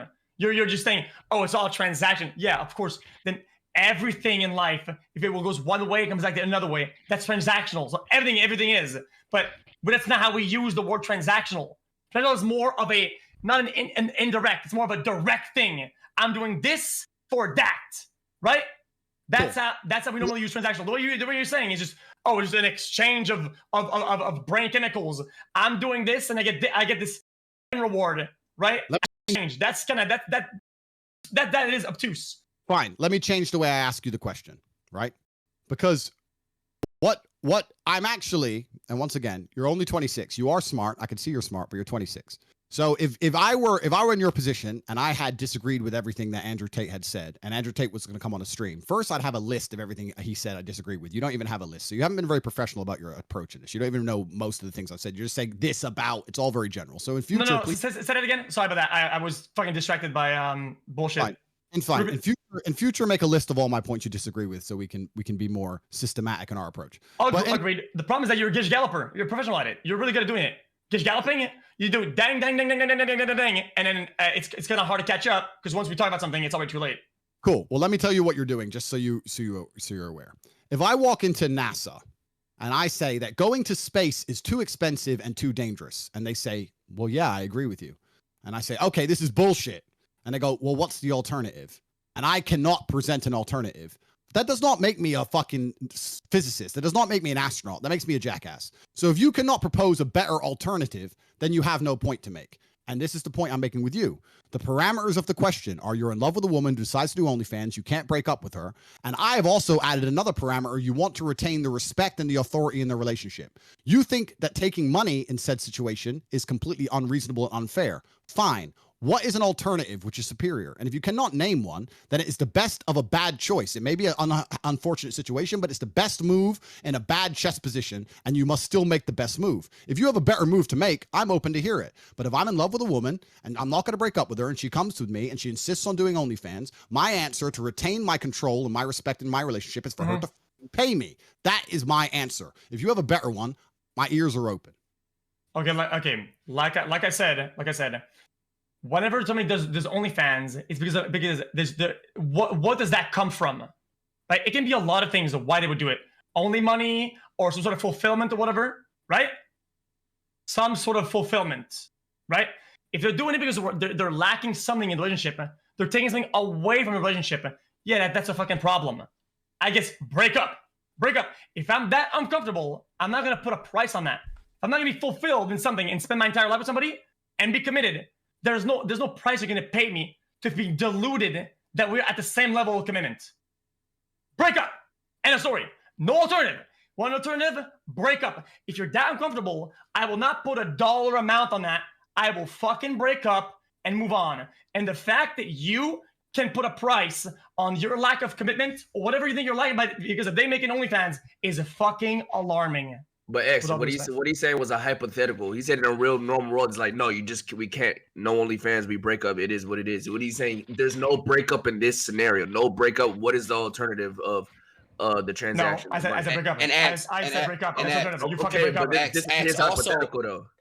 Also, X, he's saying it's not about the money. It's the principle behind his hypothetical is no, like in a situation where you guys aren't breaking up and it's just you need something. What are you gonna do instead?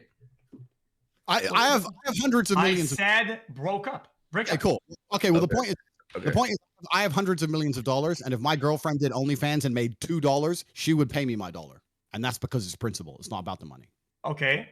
Yeah. Still fair enough, but you can't. In my opinion, that the nature of that behavior of putting a dollar amount because of some lack of whatever the fuck is stupid. It's an alarming logical conclusion. It's just bad. What else about me do you find alarming? No, I'm just saying it's alarming. That's it. Okay. What else about my views or things you've heard me say or my attitudes or my life approach? Oh, my girl can't go out. That's fucking alarming as shit. My girl can't go out? Yeah. Okay. Let's discuss this. Discuss it. All right, cool. So I take my girlfriends out all the time, right?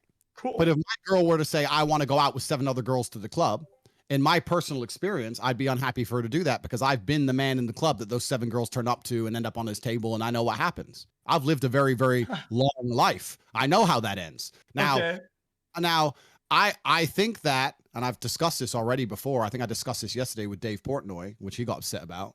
I discussed that if I'm going to be in a relationship and I'm going to have responsibility over a woman, which I want to have because it's my masculine imperative, I should also have a degree of authority that comes with that responsibility. If I'm responsible for her safety, for example, but she refuses to obey me when I say don't walk home in the middle of the night, then how can I truly be responsible? Responsibility and authority are linked. I'm responsible for her because I'm her man and I take the best care of her. I might I might know things she doesn't know. She might be 19 years old and think going to the club's all fine. I'm 35. I've been around. I've seen what happens in clubs. No, you don't need to go there. I'm responsible for you. I take care of you. And by extension, I have authority to say to you, you're not going to that nightclub. That doesn't make me crazy. It doesn't make me insecure. It doesn't make me weak. She can always say, I'm going to go anyway. And that's fine. And then we can break up. But in my scenario, any woman I'm serious about is going to obey me. And I'm not going to come along with some crazy, maybe people will call it crazy. I'm not going to make her do anything wrong. She ain't going to take drugs. She ain't going to go to the gym. She's going to eat right. She's going to be learning. Ain't going to be in the club sniffing and drinking. Now, if that makes me a bad person, then so be it. No problem. But I get plenty of girls who sign up to that all day long without problems. And any man who sits there and goes, I'm not insecure, I'll send my girl to the club. Send her to my table, G. Send her to my table. No problem. Send her. Fair enough. Okay. We'll talk about insecurity when she's sucking dick. Okay, then according to your mindset and how you see things then, and your high levels of security apparently, right? If your girl was to go to the club, right? And I was at the club, you're scared that I will bring your girl home. I don't live in. It's not about scared because I don't live in fear. Well, I mean that's fear. No, it's not fear. What it is. Okay, what is the outcome that you do not want of her going to the club? I'll explain. I'm a territorial. Guys coming over and bringing her home. You, by fear, you are scared of her going home with another guy. That is a move that is literally fueled by fear. You are fearful. That's an interesting viewpoint, and I know you think that that's relevant, and I know you think you've made a good point, but I'm about to dissect it and show you why. Go ahead. I'm a territorial individual, and I think that being a man, one of the best things about being a man is being territorial, being able to say, that is mine. That's the whole point of it. So let's use an analogy, and please, when I make this analogy, I don't want you to try and get caught up in the analogy, because I'm about to compare a woman to a car. Do not say, you're comparing women to cars. That's low IQ. This is just an analogy. If I go outside, right, or let's say I have a Lamborghini. I have many cars, but let's say I take my Lamborghini. Would I park it in a high crime area? Even if the locks are fantastic, even if my woman is loyal and completely and utterly in love with me, and I know there's 0% chance any man could ever take her home because she's with the top G, which is the case. Even if I know the locks on my car, it has bulletproof glass, it's locked, you can't break into it. Will I park my Lambo in an area where people are going to try and steal it? No, I won't, because that is irresponsible. So the fact is, I don't care if men try and come up to my chick because no one can steal my chick because I am me. The fact is, it's irresponsible for me to put her in a scenario where people will attempt it. If I walk out to the car park and someone's trying to break into my car, even if the locks to my car are secure, I will still decimate said individual for attempting to steal my property. That's what it's about. It's about territorialism. It's not about being fearful the girl's going to run off with someone else. There's nowhere to go from me but down. It's not. It's about the fact that it's irresponsible to put her in that scenario. Does that make sense? Yeah, I mean the argument would be good if I were you making that argument. I could rationalize the argument you just did if most of the girls that I dated or that I was with had the IQ of somebody who cannot move, think, or do anything and is just stuck on the side of the fucking curb. So yeah, I guess maybe you would have this experience if most of you did were 0 IQ, brain frozen. Yeah, but it doesn't make sense in the real world because you don't park your fucking girl on the curb at the club. They move, they talk, they do shit. So it's not a fucking, it's not the danger of other guys doing shit, right? Because they can still think. And the loss of the potential that one guy out of a million will do some crazy shit and is going to forcibly bring her home, right? That smallness is far outweighed by the fun and enjoyment and fulfillment that they get by going to the club in the first place. That's interesting, but you also have to understand, because we are different individuals living very different lives, and I'm not going to sit here and comment on your relationships because I don't understand them because I don't know them. But you have to understand. I am at a status of life where any woman who gets with me understands that to be with a man of my caliber, there are certain sacrifices which must be made. You do not get to be with a kickboxing world champion, multi-millionaire, whose entire life is completely on track and live a life of spoiled princess, and then also say to that man, I go to the club whenever the fuck I want. You might be able to say that to some other men, but you can't say it to me. So, and I want to say something to you that you may not yet understand once again, because you are intelligent, but you're not yet wise because you are young. Women are malleable. And when I say they're malleable, people think that women are these individualistic, unique creatures, and they are to a degree, but they are heavily molded by the man they're with. The woman gets with a man and she loves him, music he likes. The same. Anybody's in that regard. Everybody's malleable in that regard with the people that they're with, that are around. People are the fucking result of what's around them. That's just correct. So we're malleable. So a woman which may say to you, I'm a unique, special snowflake, I do whatever the fuck I want. If she was in my presence, she wouldn't say that. Now, because women are a reflection of their man. It's not hard to get a woman who sits there and says, you know what? I don't go to the club without my man because I adore my man. If the man is worthy of such adoration. If the woman's sitting there going, well, I'm with him, but he doesn't tell me what to do. That's the man's problem. It's nothing to do with the woman. Females are all the same. It's all about the man they're with. I have no trouble and no arguments in my life telling women they don't go to the club by themselves. Zero. It's not a conversation that even ever appears ever because I am me. So for you to sit here and describe scenarios, that's fine. And you're saying that my women are low IQ. I would counter that by saying if I was with the same women you were with, they'd behave better for me than they would for you. And that is because of my status and my wisdom and my individuality that you've yet. You treat and pay for them like they're Lambos that are parked at the curb. Of course they're gonna be like this if you want to go down that argument. So yeah, I guess once more I have to concede the point because you're right. I guess you dated frozen Lambos parked at the curb. It's not frozen Lambos. Saying to a woman that is what you compare. That is your example. You compare the behavior and the potentials of her being stolen to a parked Lambo. Therefore, correct. I have to use that analogy when talking about the girls that you are dating, and you are saying, "I'm sorry, it's not an insult. You made this precedent. I have to use it." I will take any woman I could date, any of women you've ever. I don't know who your girlfriends are. I don't have a clue. But any woman you've ever dated, if I was with her, she wouldn't be going to the club without me. That's the bottom line. And that's because who I am. The woman's paradigm, the idea that the female is going to come along and demand to only go to girls, etc., etc., etc. That is on the man she is with. So what makes you above her then? The money, the status, the top G. What is the label or the prerequisite that makes you above her? It's not about being above. It's about her. Yes, it is. It's about her respecting me. Therefore, you can't go to the club either. You don't go to the club then. That's bullshit. I go to the club whenever the fuck I want. Okay, then what makes her unable to go to the club if you can't go to the club if you're equal? I am responsible for her, and I have authority. Why are you responsible? What makes you responsible? I'm responsible for her because I am more competent as an individual. Now, before how do you know that? All the girls. And there's no girl out there that could be above you. You're above everybody else. Well, let's because I know you're gonna try and go down the sexist argument. Let's reverse it. Well, I mean, you baited. Okay, listen. You have driven this conversation since the beginning. I gave you I gave you the initial roots argument or point, and you are driving yourself there. Cool. And so you are drawing a circle around it. I didn't do shit. All right. I said, what makes you above her? And you're not giving me an answer. It's not about being above. It's about having responsibility for. So why can't you share responsibility?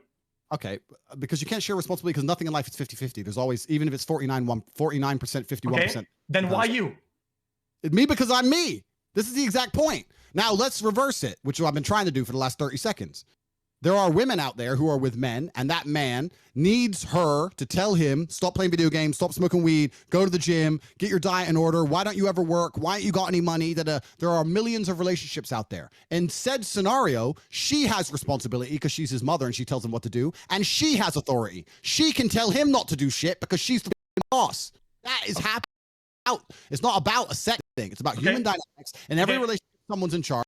And I'm in charge of my relationships, and I find it irresponsible of me to put her in a scenario where something could happen to her. But carry on. Sorry to interrupt you. I just think what a good point was. I can interject. Since you're making that point, right? The problem with these statements is that you say girls. You always say girls or my girls, right? Intending that it's all of them. What about some girl, right? Who, right now, hypothetically, is a multi-trillionaire, right? And is in your kitchen right now, and she comes over right now. The door opens behind you. We see a little glint of light right behind you right now. And he says, "Hey, Tate, get the fuck off the computer, drinking his bullshit with his stupid cigar, talking to that fucking double on your computer." Right? That could happen, right? According to you. No, it can't happen. Why not? It can't happen, and I'll tell you why. I'll tell you why. Because you said some girl being a multi-trillionaire. There's plenty of women in the world who may have a lot of money. Yeah. But you have to understand that when you look at life, you have to look at life in the different paradigms. There's many different lenses you look at life through. And when you look at life from a societal perspective, yes, women are equal to men and they should be, fine. But when you look at women from an animalistic perspective, because we are basically animals, they are not equal to us physically. When it comes to something like personal safety, which a club involves a lot of, they can get spiked, a man can try on with them and lose his temper, they can get attacked, whatever can happen. When it comes to physical protection, that is a man's realm. You could be a UFC world champion female, whatever. I'm too big and I'm too strong. I'll still beat him. So there's no female alive who's going to come into a room and tell me when it comes to things like personal protection, responsibility for her own personal safety, etc. Trump my views. That's not true. I'm a man. I have certain domains in which I rule. Okay, then in this line of argument with the things that you just said, I'm trying to go one by one, so I have to be selective about how I'm doing this. Okay, what you're saying about the fact that you can get spiked is that you and you go at the club alone because the girl is staying at home. She has to stay home. She's boxed in. You go to the club because you're such a fucking warrior, and you get spiked heavier than your drink. You drink it. You will not go unconscious because you're such a fucking lion, aren't you? It's not about that. It's about the fact that if the woman was with me in the club or if the woman couldn't protect me, that's not the woman's domain. It's down to me and my team to protect me. The female has absolutely no say when it comes to things like personal safety. She has so she can't have a team around her. She can't. A team of chicks? A team of chicks? Of anybody. You send your girl to the club with Did I say chicks? Did I say chicks? Oh, a team of dudes. Cool. You want to send your girl to the club with a bunch of dudes. Cool. Your prerogative. Enjoy. Hope you have a nice, long relationship. Well, I mean, okay. Well, I mean, my relationship will be long and fulfilling. I can't say the same to when you treat people like this. I mean, saying that you don't go to the club without me, we'll go together. Oh, I'm the worst man in the world. Oh no, don't take your girl to the VIP table with you. Oh, don't do that, Andrew, you misogynist. Send her out there with all those other dudes. I'll tell you what, bro.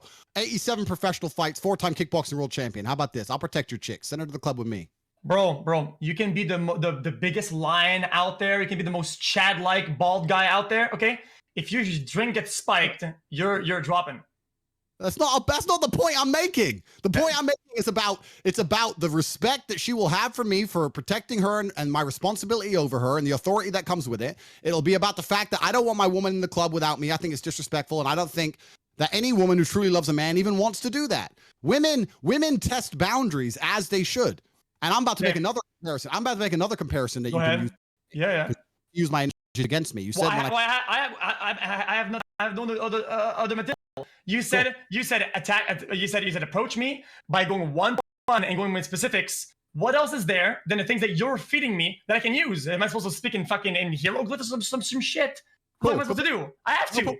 Completely. So I compared women to cars, so that makes me a bad man. I'm about to compare women to children. Oh no, I'm a really bad man. So let's do the same thing, right?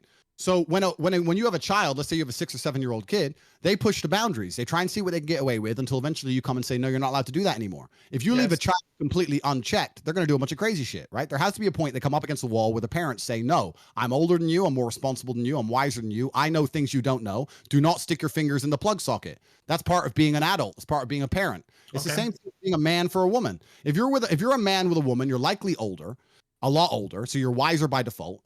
You're probably, if you're a successful man, more successful than her. You've seen a lot of things. You've probably seen more violence than she has, et cetera, et cetera, et cetera. You're very, very qualified to come along and say, why do you intend that you're probably more successful than she is? Because you're likely older. I mean, I don't know. There's not many 18-year-old girls who are going to be more successful than a 35-year-old man. Maybe. But why are you dating somebody a little younger? Okay, 25-year-old. Doesn't matter. Men date younger women on average because young women like older men on average. And they like that because they respect older men because they respect the authority. I don't think any of the things I'm saying here are largely contested. I think everyone agrees that women like. I mean, not only are they largely contested, they are mostly contested. I think most people disagree with you on this. I mean, most rational beings, except for the people that are completely delusional or off the tracks, unhinged. The problem that you think is that you're saying that men, it's impossible for them to be pushed into the right directions or helped like a children from women. They go say, stop doing this, stop doing that. Because they're women. What the fuck is that? That's just cool. Some women to guide them. That's fine. I'm not one of those men. Also, now some. Earlier was all. Now it's some. We're going down the list now. We're trying to. What's up? It was overall. I gave a scenario in which many men are mothered by their girlfriends, and I said in said scenario the woman has authority and responsibility, and she can prevent him from going to the club. And then I also said in every single relationship somebody has responsibility and authority. Nothing is 50-50. And then I also said for the same reason I would not allow someone to break into my car, no matter how good the locks are. I will not put my woman in a scenario where people are going to try and take her from me because I find it disrespectful and she shouldn't want to be there. That's what I said. That's all the things I said. Now, if you have a relationship in which you want your girl to go out to the club as much as she wants, that's your prerogative. I'm not coming here telling you not to do it.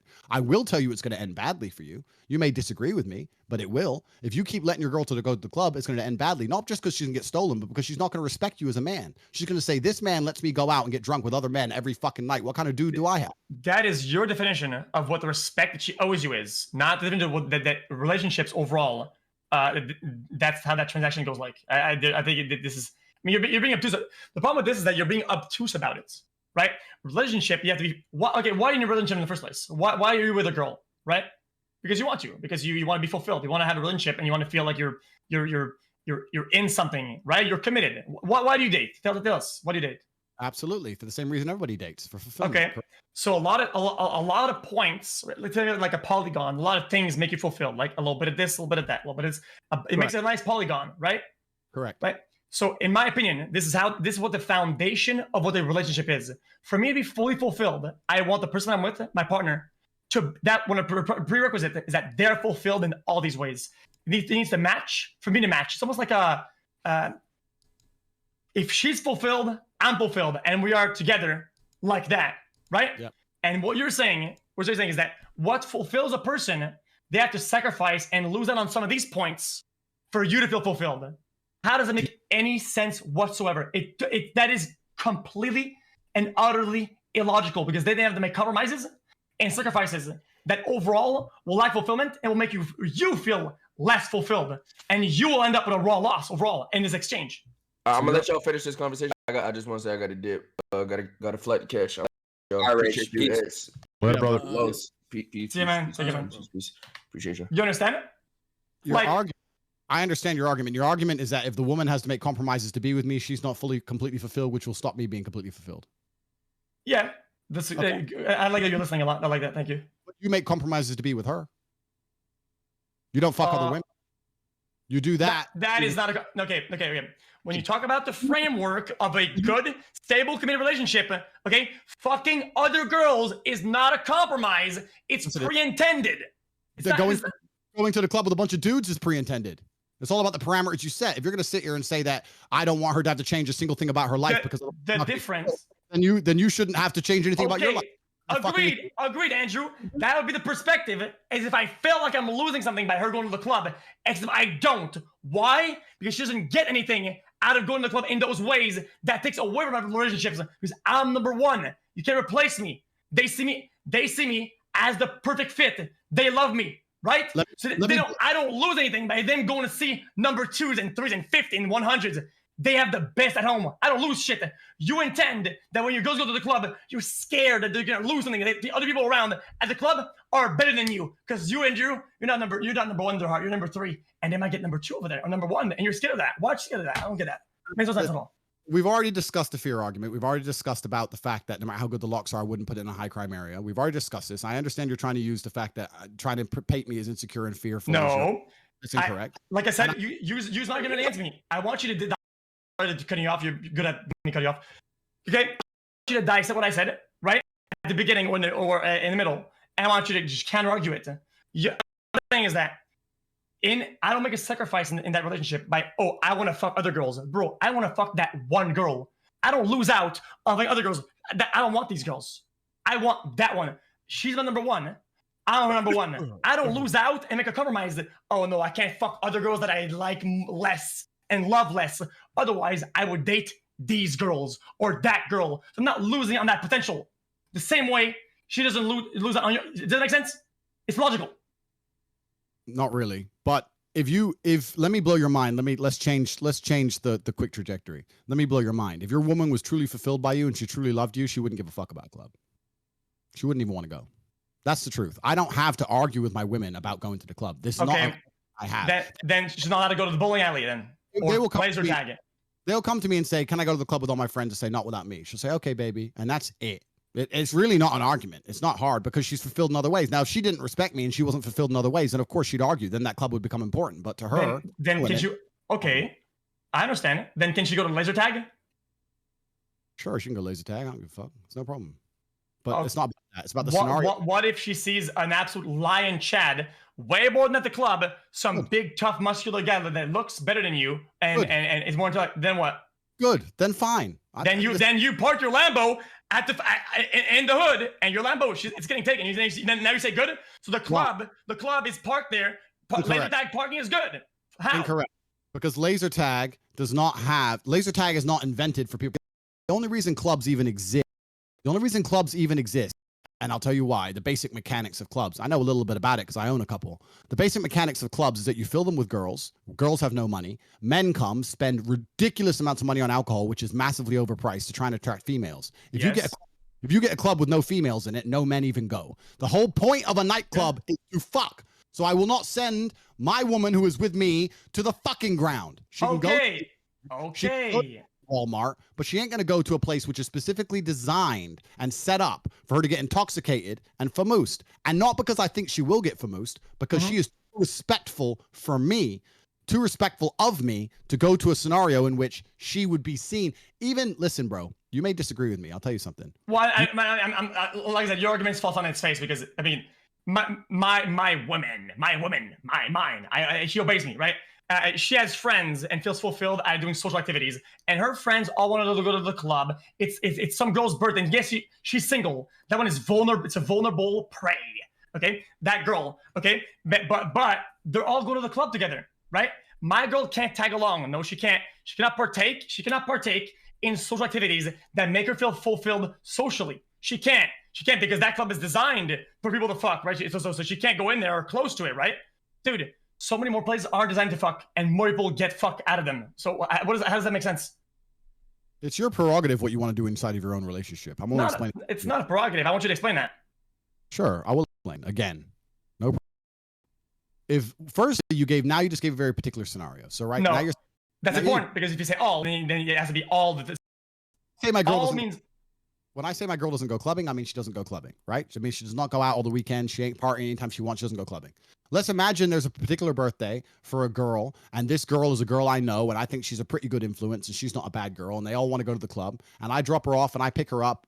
Then that is a scenario in which it possibly could happen once a year. Then why do you say all? Then if you agree on a scenario, then why do you say all? See, this is something that you always do. That when you're vocal about your mindset, that irritates me a little bit, right? Not personally, but just overall hearing that is that when you say alls, right, and you're very very hard about that when you're alone on camera, right, and you don't get interviewed or kind of argued. It's a monologue, not a dialogue.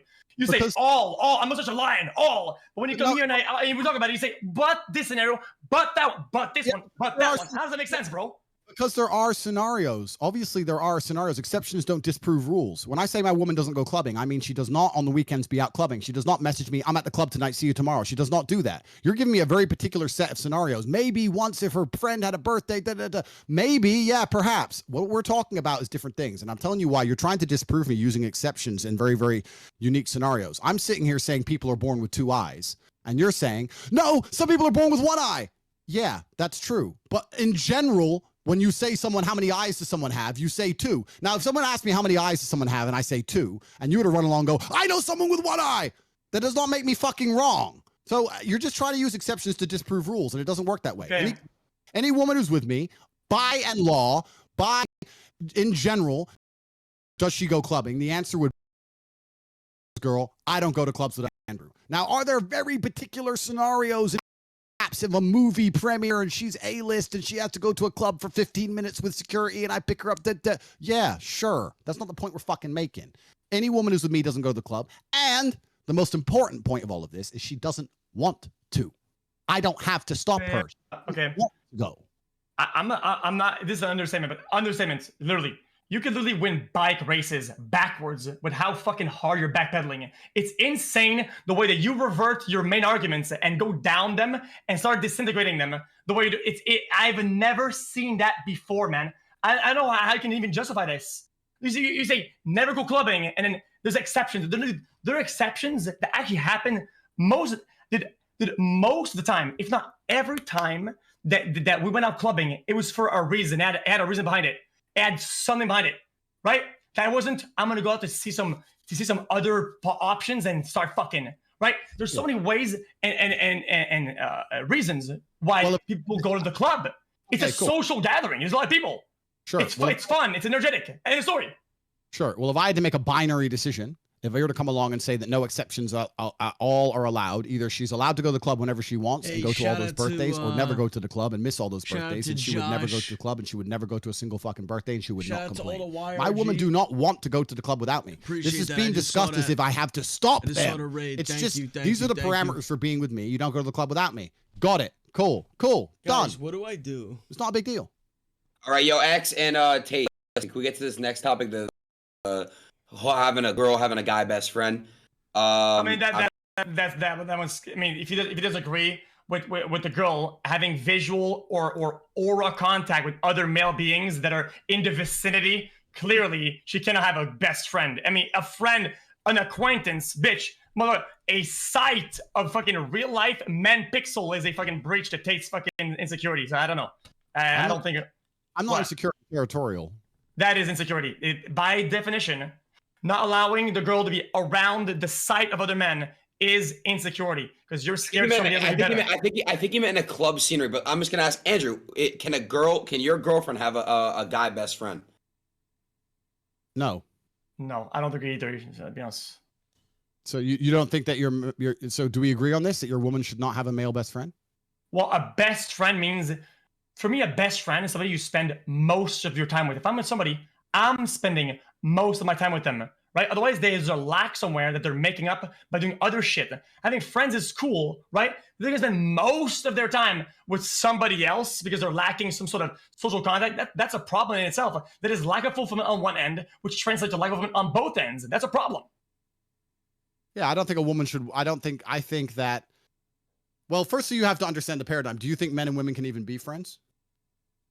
That is like super case by case. I think that's super hard. That's like really case by case. It depends. See, it always depends of the nature of that relationship in the first place. I think they can be friend if things are clear from the get go, and you just kind of know, right? But you have to be very careful about it though. Do you think that in 99% of scenarios, when man's friends with a chick, he'd sleep with her if he could? Okay, so yeah, see, it's gonna be the all or most against. It's gonna be like the all against most take or all against whatever fucking take. You know, we're gonna go down again like last time. Whatever. Let's say, fucking. I can use a close example. Okay, this girl does projects for Twitch events or fucking stream events. His name is Cutie. Okay, just an example. Okay, I steered a bunch of events. We work on projects together, I guess. Right? I never fuck her. Yeah, that's right? acquaintance. That's work. We're talking about friendship. Well, I mean, she's still a friend, though. If she's an acquaintance, she's someone you work with, someone you know. I wouldn't call him a friend. So, okay, it's not mutually exclusive. Well, yeah, it's hard to draw the line. But my point is that I don't think that when a woman and a man are purely just friends without, let's say, a financial motive or any kind of work motive, when they're purely just friends, I don't think that's a platonic relationship. I think the man is interested in her most of the time. And when people disagree with me that, I say, then why do all the hot girls have so many friends and all the ugly girls don't have any? The men are trying to get laid. And for her to sit there and entertain it and pretend that that's not the case. Oh, no, he's just my friend. She knows what's going on. It's bullshit. X, I have a question. Sorry to interrupt. Well, I mean, because you can reverse that. X, what? X. Somebody had asked X if would you be okay if your girlfriend was best friends with Andrew Tate? Well, I don't want any of my friends being friends with Andrew Tate. Andrew Tate is a fucking moron. No, I'm just kidding.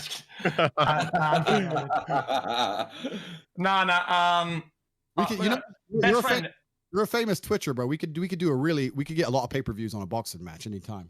Bro. Have you seen these sticks I got? These are literally fucking. These are. Can't fight with that. Bro, I did one tap. I'm still not saying that. It's like I don't know. It's like it's not even comparable. It's like if I said biggest fucking UFC fighter, Colossus, fucking 7-foot Andy. I mean, he's gonna clap you too. It's all a matter of scale. Of course. Well, this is my point. The point is that I don't think that most male-female friendships are truly and utterly completely platonic. I think if any woman's honest, she'll admit that too. And for the same reason I discussed earlier, while I wouldn't let someone attempt to break into my Lambo, I would not let some man come along under the guise of friend. I'm not gonna let some dude come along, put on a friend hat, and try it on with my chick permanently. That's bullshit. And she shouldn't want that either. She should say, this guy obviously wants more. I'm not talking to him. Or I'll talk to him only at work for X event. That's it. And I know these views for some reason. I don't know why these views are extreme. Because these are not. The rest of them are kind of extreme. They are legitimate. That one is not too extreme because have these intentions that are preemptive, and when they see somebody, or whatever, yeah, they'll be friends and trying to just snake their way in or whatever. But would your mother hang around with some on your father's back and say he's her friend? Would your mother say that again? Would your mother hang around with some dude behind your father's back and say he's just my friend? Would your father tolerate that? They're not together, they're divorced. Okay. But I'm talking about a different generation, right? Let's imagine people married 40, 50 years ago.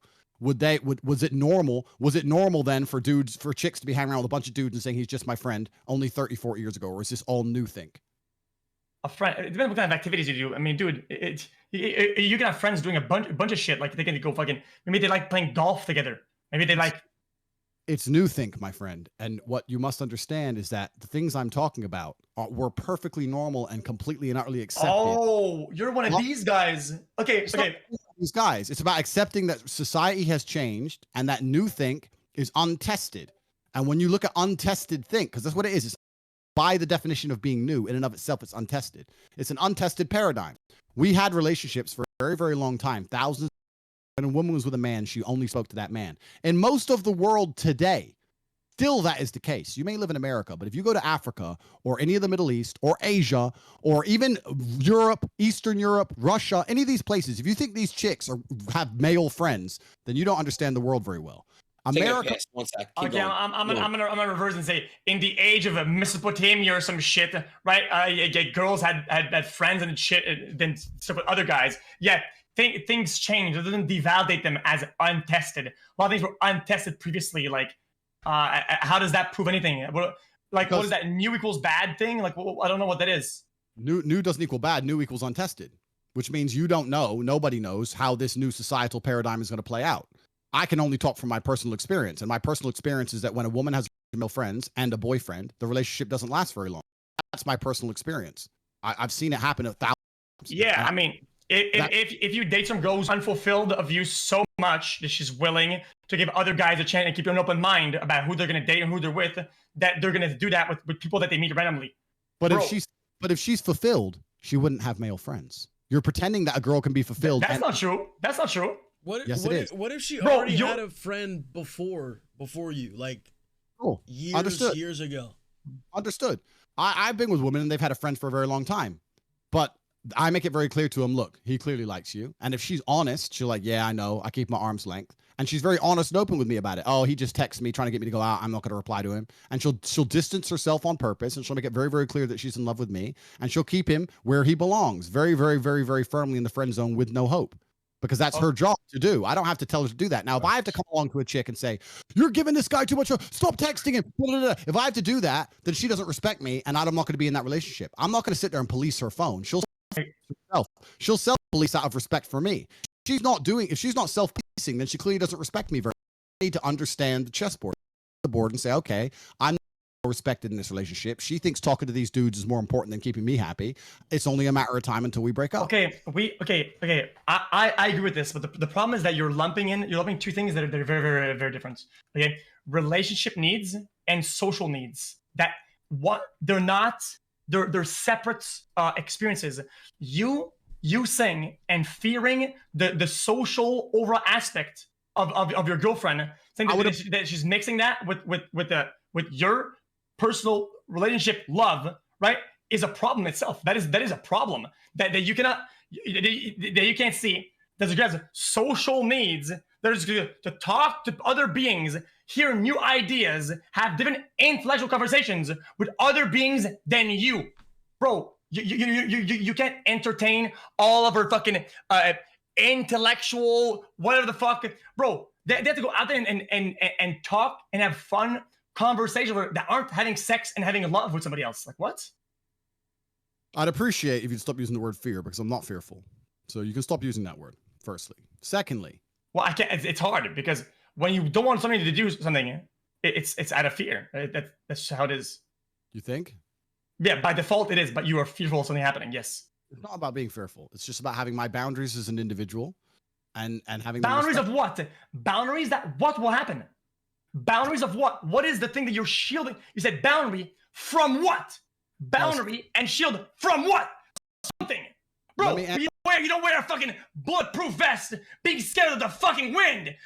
Bulletproof vest against guns and bullets, bitch. Sorry. I take the bitch back. I cannot apologize. No problem. I don't mind. It's fine. I'll answer your first original question about them being social.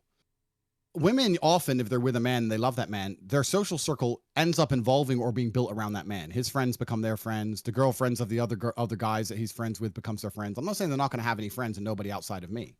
But anybody who is completely and utterly unrelated to me is to a degree an enemy combatant. You need to understand, my friend, that life as a man is ultra competitive and it is war. We are all competing with each other. Everybody's at war. Okay. The whole thing is war. Girls at war. Guys, Everybody is at fucking war. Yes, life is a battlefield, and sometimes you gotta make choices and shit like that, and that's you climb, motherfucker. You have to take them down. It is what it is. It's a war, yeah.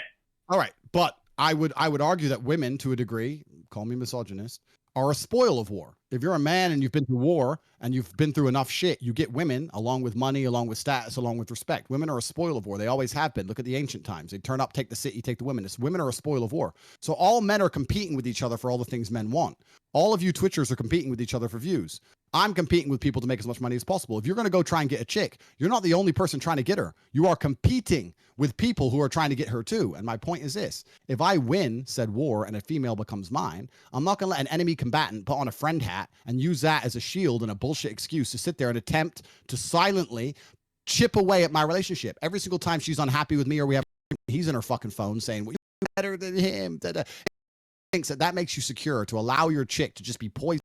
Okay. It's not about security. That's just ability. She is yours. She loves you. She adores you. Her social circle should include you and revolve around you. Anyone who comes along and has nothing to do with me, but still wants something to do with my chick is unacceptable. Okay. I understand. It's a spoils of war because you did something, right? Like I want to fire back at you and say that whether you're in a relationship, it has to be because you are something, not because you did something and you got something, because you are something. That's how you reach fulfillment in a relationship. You're with somebody who's with you because of you, and you're them because of they are them. What happens when since you're using the battle war thing, right? You're Achilles, the great fighter with a sword, right? And you smoke this big ass giant, and you get the spoil. You get in your words, you get the bitch. Now she comes to your tent and she gets to ride on the fucking stick. Yeah. The spoils of war, right? Yeah, bro. Yeah. Right. And then you build this relationship on the fact that you're such a successful fighter. The next day, something comes along, you go in the stairs and you fucking break your leg. Then it's all over, right? It's all over. You go back to your tent, it's crickets. She's fucking gone because you can't fucking jump and sword that guy anymore. You can't do the leap that Achilles did because you can't fight anymore. Therefore, it's gone, right? So what's the point? So you're saying that's how it works. Because she's not with you for you. She's with you because of some achievement, some tangible event that you did, some height that you got. And you shouldn't be worthy or you shouldn't be fulfilled of anything else but that one event. Well, I have two answers for that. Firstly, you said she shouldn't be with you for something. She should be with you because you are something. Well, how do you become something? That's what wait. Become something by doing things. So you're trying to separate the two as if they're separate. They're not separate. You is a lot of things. Your achievements is a small thing. Being successful isn't. Not in the realm of a man. In the realm of a man, your achievements are 85% of all of who you are. As a man, you are judged solely on your status. You don't even have to be good looking. You need to be important. And you're only going to be important by achieving important things. As a man, you're only judged on your importance and your status. And also another point I want to make, you made it sound like if I lose that next battle, she's going to run away. Well, no, not completely. But I'll counter that by saying completely. No, but I will answer. Now she's attacks you because you're a failure. She's attacks you on whatever you do because now you're not as good as you were before. So she's losing that part of success that you had. Now she should tax you too much. Yeah, she should say, Andrew, give me $10 a day, bro. So you have to go like a wagey to the market and sell peaches, right? Because you don't fulfill her in that way anymore. She lost something, bro. Get taxed, pussy. Do you think that women don't leave their man or initiate divorce when that man loses his job or can no longer financially provide? You think arguments don't happen? Bitch-ass, unstable ones do from people who can't select their women properly. When she does not respect you, she will leave you. And respect is a multifaceted, it's a large and complex issue. But if you cannot provide as a man, if you are not competent, she will lose respect for you and eventually she will leave. For you to sit here to say that you can lose endless battles and your girl will stay with you anyway is dream world fallacy. I'm not even talking. A fucking warrior. I go through the downs and the ups, and I would assume the person that is with me knows I can lose 1,000 battles. At the end, I will win the war some fucking how. They know that because I built character and I built who I am as a person, and that person who's with me knows this and doesn't need some event or some win at least one battle out of 10 so for me to stay secure. They don't need that because they know who I am. They don't need little battles. They know the war's won because she's with the fucking winner. That's how it works. Right. Well, if she's going to see you as a winner even though you've lost a battle, which is fantastic, and that's how a woman should view her man, then she's only going to see you as a winner because she's seen a bunch of battles before. Any woman who's only ever seen you is not going to stand there and say, is she? Yeah, I guess that's a fair point. No, my point is this: as a man, you are judged by females and by society at large on your competence, and your competence, by extension, means your ability to win in all scenarios. The more competent you are as a man, the higher status you are as a man. We don't just have to talk about money, right? My woman can come to me and say, there's a man outside with a knife, and I will go and deal with said situation. She can come to me and say, I need $1 million. I can deal with said situation. She can come to me and say, I don't know the answer to this. I can deal with it. She can come to me and say, I need a second passport. I have to disappear. I need a second name. I can deal with it. I am competent in all realms. The more competent I am, the more she respects me. By extension, the more responsibility and authority I have over her, and the less likely she is wanted to go to a club and shake her ass around. If I can't fix all of her problems, I have less authority. That's normal. I don't think, if I was a beautiful woman, I wouldn't be with a man who's not top fucking level. Why would I be? Because I have innate value. So to sit here and say that women don't give a fuck if you win or lose, and all of that is not true, because it's too competitive. It's too competitive. There are too many men out here who want the hot chicks. A hot woman can have anyone she wants. She ain't gonna choose the dude who fucking is. With this definition, then you are admitting that any girl that dates you, right? Any girl that dates you is only with you until she sees some guy who's more successful and has won more battles than you. Therefore, you shouldn't be with anybody, right? Because of who you are, right? No. Every girl is always looking up at something better. The grass is always greener. You're just some pawn then, right? No. Because of this spot and some guy pulls up that has like it has more money or has a more whatever, she's gone because that guy has more battles. So, yeah, that's what you said. I mean, it's your argument. Guy won more battles and is more stable. Why shouldn't she go to that guy then? I'm saying that man will be a threat. Now, obviously, she's going to have an emotional attachment to you because you're going to have an established relationship, private jokes, time spent together. Because then you're scared she's going to leave then. I'm not scared. I'm not scared of anything. You are. Yeah, that is what. Because he has something you don't. I have something that nobody else has. Nobody. Not even you, him, the president. I'm myself. That's all I fucking need. Cool. Well, then I would put it this way. I would expect any man listening to this stream to see me as a threat, because if you don't see me as a threat, then you are literally stupid. If you see your girl talking to me, I expect you to be like, fuck, he ticks too many boxes, he's too competent, and he's too good at certain things. I don't need him near my woman. Now, she ain't gonna run away straight away, no. But if I keep talking to her, and you and her have a little bit of an argument, she's gonna end up doing something that she might even regret it, but she's gonna end up doing it.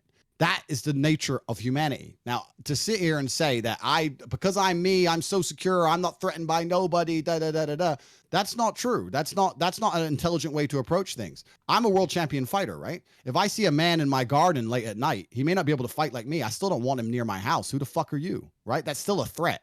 It's still somebody who wants what I have. So it's not even as black and white as you're trying to make it. Another point you're trying to make, I think you're trying to. But he's not even competing. You already won. It's not. There's no competition. You are yourself. You've shown that. So why do they need anything else? The competition. Go on. Well, I mean, I'm just saying. Dude, it's not competition. I mean, why would you? There's no competition. You have what nobody else has. How is anybody competing with that? Well, we're all different, right? I have things nobody else has in some realms, but you guys have things I don't have, right? If there's a chick who's in love with Twitch, you're all more important than me. That's fine, but it's not about that. It's not even about that. The point I'm trying to make is something out. Let me say something. I think you were trying to say earlier that a girl's only with me because I have certain things. What can I ask him that could be a TikTok? etc. Well, that's not her fault. It's your fault because that's how you set it up to be. I agree. You are creating your own demons by the division.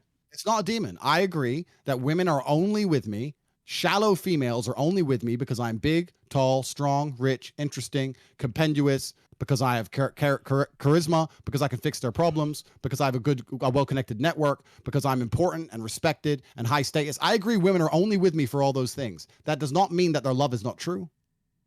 You think that a woman who's only with a guy because he's big, tall, strong, handsome, and rich doesn't love that man? You're only with her for her titties and you love her? So what the fuck are you talking about? You're trying to pretend they're separate. They're the same fucking thing.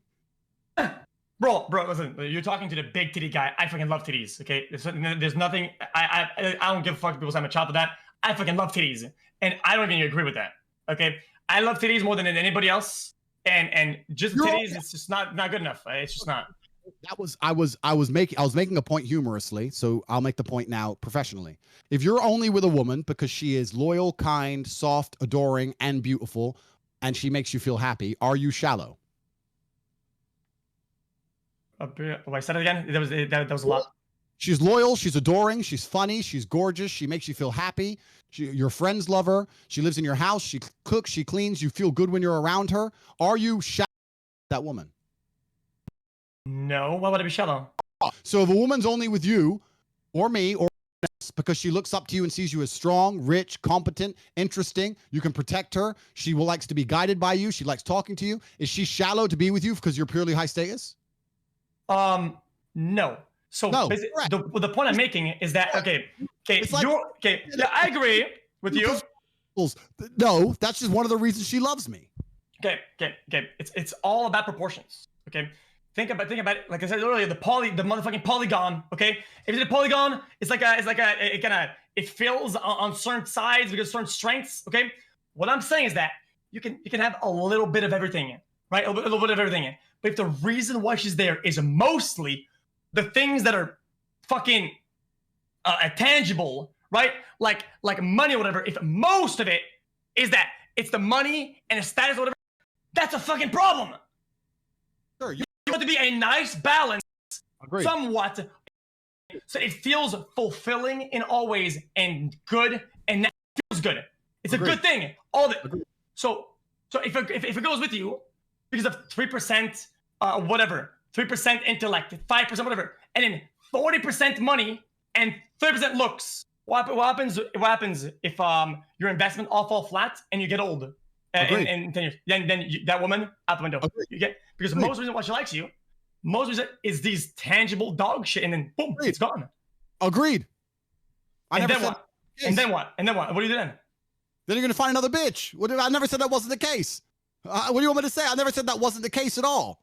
I'm saying that women are attracted to tangible things. It's a tangible world. I said this earlier. Now, I've never been with a woman who only loves me for money. I'm not a sugar daddy. I'm not like that as a person. I have a lot of money, but my women who are with me, they don't get like presents and cars. Nothing. Like they can live in the house and I'll take them out for dinner, but they get with a man with less money than me, more money out of said man. So I understand the point you're making. Yeah, if a hooker purely for money and he runs out of money, yeah, cool. And how do you know that? I know that because of how my relationship's set up. Because if they're with me for money, they choose someone else because they don't get any money. Well, I mean, they're not to work, not to do shit. They live for free. So how do you know they're not with you only because they can live for free and a good life and a fancy life? How do you know that for certain? How do you build that framework, right? Where they display they're with you for all these other intangible things from you that isn't only life stability and status? Good question. Good question. So what we need to do is we need to get this Twitch stream. We need to get every single stay-at-home mother, every single stay-at-home wife in the entire country, and we need to ask them how we know they really love their husband. They're not just with them so they don't need to have a job. Let's do that, shall we? That doesn't even make sense. I didn't ask these fucking degenerates or me. I asked you. Also, is that lady billing you a new fucking back and rearrange your fucking bones? Why is it being massaging for a full hour straight, bro? What is she doing out there, man? Bro, what the fuck? There's gotta be some sort of fucking osteopathic replacement or some shit. I have a lot of muscle. It's painful to carry her around. It's a 2-hour massage. But can she get like a little break or like some water? Of course she gets water. She works hard. She's here every day. She loves me. She's fine. She's my best friend. She's well looked at. What's her name? Watch out. Hey, sorry, lady. You better watch this guy's girlfriend. She's about to get jealous because he has a best friend that isn't her. Holy shit. Why? Watch the fuck out. Hey. Somebody tell her. I want to say one more thing that will really trigger you, but this is true. All the rules I've been saying and all the things I've saying that apply to women don't apply to me. I can go to the club when I want. I can have as many female friends, so I can do whatever I want. So let's just make that. Okay. I can do as much as because I'm the boss. You're the boss. So I can do what I want, right? Top so G. Yeah, top G. My chick can't come to me and say, "Who's this chick?" Bitch. Why are you talking to her? Because I fucking want to. I'm allowed. I mean, in a way, when you have these two things, right? These in that polygon, when you have a crazy amount of money, I mean, why the fuck would you care? I mean, you can do whatever the fuck. You can do crazy, outlandish shit and still have security.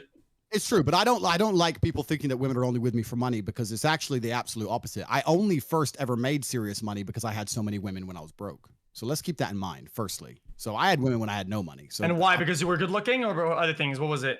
I was a world champion. Because you had good hair. What happened when you went bald? You think maybe some woman was only because of your hair, but now you're bald. What happened then?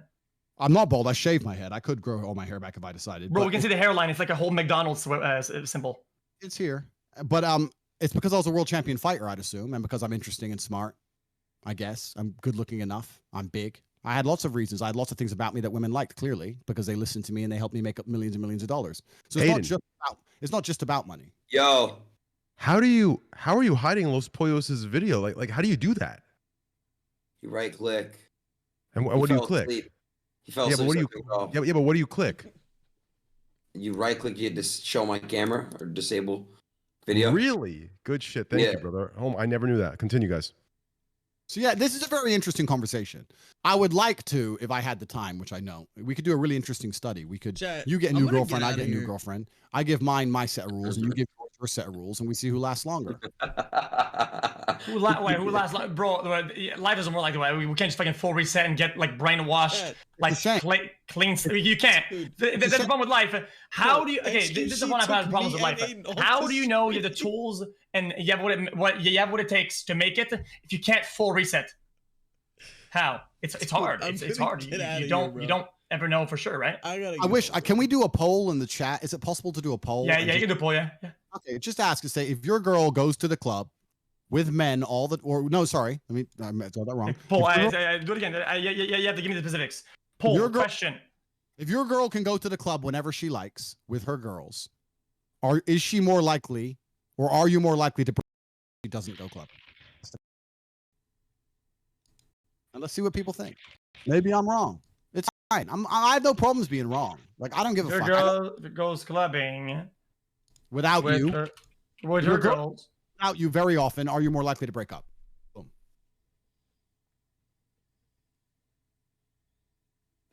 Hold up, Andrew. You're looking at my shit, so I got you. So wait, you want me to put yes or no, or break up or not break up? Yes or no is fine. I just did break up, not break up. And 1 minute poll. 1 minute poll in the chat. Mine's 95% breakup. Mine's but you stream to a bunch of fucking preteen fucking cool Mirandis up in his bitch, just like I am. Stream to a bunch of skateboarding fucking. What's the question? Exactly. I am as biased as you. We are not rooted. We are not rooted in rationality. These guys spam W when this guy shows up on screen. Holy shit! What is the question? What is the question? If your girl goes out clubbing with her girls without you, are you more likely to break up with her than not?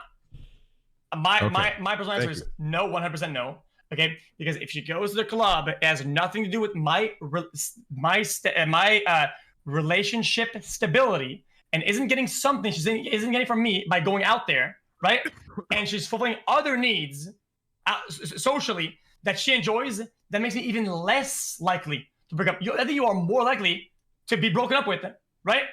If you allow her to do less things that she enjoys doing. End of story. I want my girl to feel pretty, and if she's bomb and hot and fucking sexy, I want her to be able to feel that. I want her to be able to do that. What the fuck she wants? She's not gonna fucking sit at home in her pajamas. Oh, fuck. She just like you like to have your fucking top off so we can see your titties and your traps. Okay, she likes sometimes looking nice and having some cleavage, so she feels sexy when she looks at her in the mirror. Has nothing to do with what she's getting out of others. It's how she sees herself. Oh, I'm sexy. I want her to feel that way. I wanted to say, "Oh my, I'm so fucking sexy." I think that's fucking hot as shit. Yeah, I love it when your girl comes to the club with her tits out. I love it. Oh yeah, because you can look like a fucking window shopper, like when you're broke, right? Right. And then she comes back home and sucks my balls and probably not yours, and nobody else is in the world. That's right. That's security. Thank you. That's right. You're right. Security. No, you're totally right, man. Everyone's window shopping. No one's touching her. Just they are window shopping. They absolutely are. Yeah. So like I said, you are scared. People are not window shopping when your girl goes out. Yeah. So you're right. All my girls are ugly, clearly, and I'm very fearful. No, that's not what I said. I didn't say ugly or looks. I said what I said is what you're saying is that you intend that if you were going out, people will not be window shopping. They wouldn't be touching. They would not know. Look, I hang around with many beautiful women. They get a lot of attention, and we go out with me, and they get shitloads of attention. Of course, it's normal, but that's good. That's a good thing. Absolutely. Of course. That doesn't mean that they're touching, though. But they're with me. I wouldn't send them to the club by themselves. And you know what's actually, I know this is very unusual to like. So you have to be close when something that you don't like happens. I know this is maybe unusual to an American audience, right? But I live in Romania. So in Romania, if you go to a club and she's not with a man, she's single. The idea that a woman has a boyfriend and goes to the club without her boyfriend is literally, it doesn't exist. So you see women with their men and you see women standing on their own and everyone knows they're the single ones. It's impossible for a girl to have a boyfriend and still go out. That's just the societal norm. Same in Russia, same in most of Eastern Europe, same in all of Asia, same in the Middle East, same in Africa, same in most of the world. That's cultural shit. You know, comparing the East, the West, Middle Eastern. Cultures. We're comparing cultures now. We're comparing the culture of the Western United States to other countries. The Western United States is a country with the highest divorce rate, the most suicidal males, girls are sleeping with the most men, the most porn stars, the most fucking OF, the cam, and all this other trash. You're going to try and defend the society which is the most degenerate on the fucking planet? There's nothing fucking respectable about... Well, I live in here. I don't have any other choice. I like living here. I live here. That's about it. End of story. I'm not going to fucking... My ideas are not unusual most places on the planet. They may be unusual to an American audience in a degrading society full of disgusting... Okay. With this mindset, the girl of your dreams is actually not even alive right now. She's probably stuck in the fucking cave ages with the fucking with the mindset that they had back then of the animals and fighting. So by definition, your soulmate or best fit is in the fucking -2 million or some shit. There is no such thing as a soulmate. Woman, I take any woman and she becomes my soulmate by obeying my rules, and we break up. So the women are malleable. My point is I could take an American woman and she would abide by my rules because that's who I am. It's not about that. My point is that you're defending. Why would I have to obey? In that, dude, I feel like the way you're saying that obey, then in that sense, the way we use the word obey, you can make her do any tricks whatsoever fucking ever. You can make her do anything. She has to obey.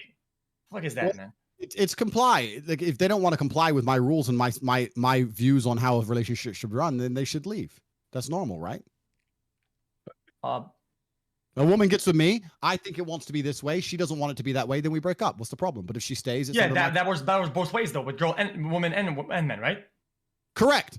A woman can come to me and say, "I expect you to do X, Y, Z, Andrew." And if I do those things, we stay together. And if we don't, we break up completely. But my point is that my rules are that I can do whatever I want in certain regards, and she can't. Those are my rules because I have responsibility. Okay, it makes sense. So you are inherently superior, right? Therefore, you command the boat. As an analogy, I just always felt like relationship, it's more like a plane. You have a co-pilot, right? You have a co-pilot. You think it's the opposite. You have a ship and you're the fucking captain, and they're the whatever motherfucker down on the board, and you do this and you do that, and you obey the captain. I'm the captain, motherfucker, right? And you, as Andrew, no girl is above you. Not a single breathing woman on earth is above you and commands you or could command you because you're above somehow. I could argue that, but just for the sake of keeping things simple, I'll that's 85% correct. Yeah, correct. 85% how? Saying like no woman's above you. This use it as a misogynistic term about that. It's about the fact that in a relationship, one has to be in charge, and I think the most healthy relationships are relationships with the man in charge, and there are certain domains I'm always going to excel, and because of that, let me give you another example, and then we're going to change subject. Hopefully, last example. Sure. You're walking down the street with your chick. I come up to you. Or forget me, 10 UFC guys come up to you. Your chance of winning is 0%. Okay, but they want to physically harm your female. It is your masculine duty and your imperative to at least attempt to protect her. Do you agree? What? Bro, this isn't World of Warcraft. You don't AoE the mobs down, bro. Like, this isn't some fucking primitive, you're against a lion type shit, bro. It's an unwinnable fight. Nobody would take that fight. By the likeness, I would hope my girl knows we cannot win this fight. We must both run, and we both run. Yeah, okay, yeah, but let's say they're about to drag your woman into a bush and have their way with her, unless you at least attempt to protect her. Do you feel like you have a masculine duty, even in the face of unwinnable odds, to at least attempt her protection? Yes or no? Bro, you made fun of me for my scenarios. What is this scenario of some obscure fucking like hentai shit, man? What are we talking about here, man? Fine, I'll change it then. If you want to pretend that that's not a very reasonable question, even though it is, I'll change 10 dudes are dragging the woman. Well, in a bush, and you have to fight 1v9. Bro, you wouldn't even win that if you were fucking Naruto, man. I'm not talking about winning. I'm talking about your imperative. I'm not talking about winning. I'm talking about, do you have a duty? Do you have a masculine duty to at least? Where does that duty come from? That Okay. both partners have to help each other in some way. You know. Both partners. Okay, so you need your chick to. I get it. Next question. Let's say you're alone and you're. Wait, hold up. Hey, let's roll it back a little bit. So you say that the girl can't fight for you, right? Because it's not her role. Whenever she made her character, she didn't choose fucking defender or melee. She chose fucking female. So they can't fucking fight. What the fuck is that? So what if you get jumped by 3 dudes, right? And you're getting absolutely boned, okay? And she has a gun, right? She cannot shoot because the woman do not fight. The woman cannot fight. She can't fight for you, right? But because you're such a lion, bro, right? Bro, come on. You're gonna want me 3 of them, right? That's not the point. If my female had a gun, I'd tell him to shoot every fucker. That's not what I'm saying. So but now she fought for you. That's not male, bro. That's not fucking warrior mode. You let the fucking female fight for you? Come on, Andrew, you're better than that. Come on. Let me change the question because you want to pretend my question is not very reasonable, even though it is. Because we're talking about masculine duty and authority and responsibilities. We're not. It's a hypothetical. So let me change it. You and your woman are asleep in bed upstairs. You hear someone break into the house downstairs. Who goes downstairs? Nobody. Hold on. xQc, you're not going down there? Nobody's going down there. So what if they come bro, upstairs? you gotta protect. Bro, I'll keep it a $1.50 real quick. I'll keep it a $1.50. No. My job is to survive, not protect. My job is to survive, and sometimes that means to go down there. The guy's a gun.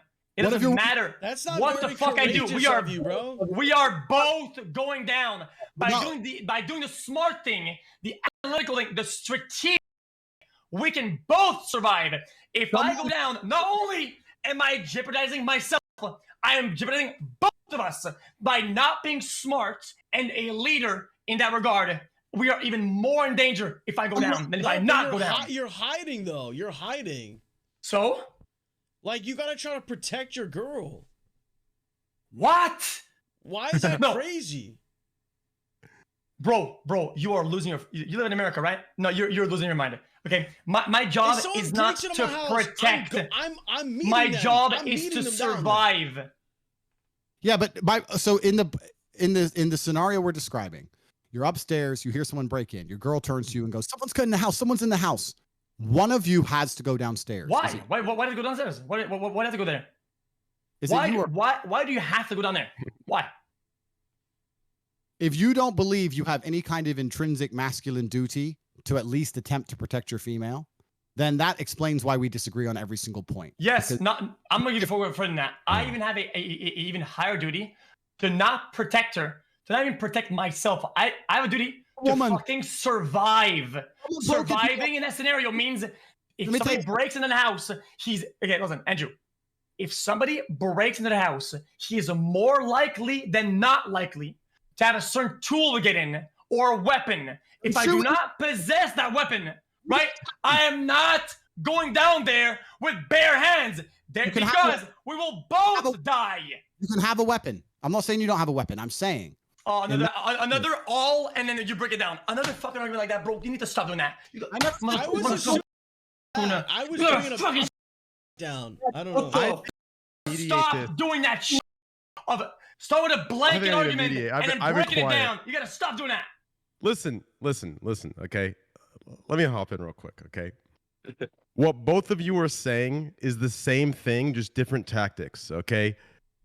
The question needs to be asked in a more clear way, okay? What we're talking about here is instinct. Instinct. What is, as a man, your instinct? So whether you go down or whether you stay up and hide, instinctually, immediately you get protective over the woman, right? And she may instinctually get protected over you. Now, what you do doesn't matter. The point is you both get instant instinct to survive and to protect, right?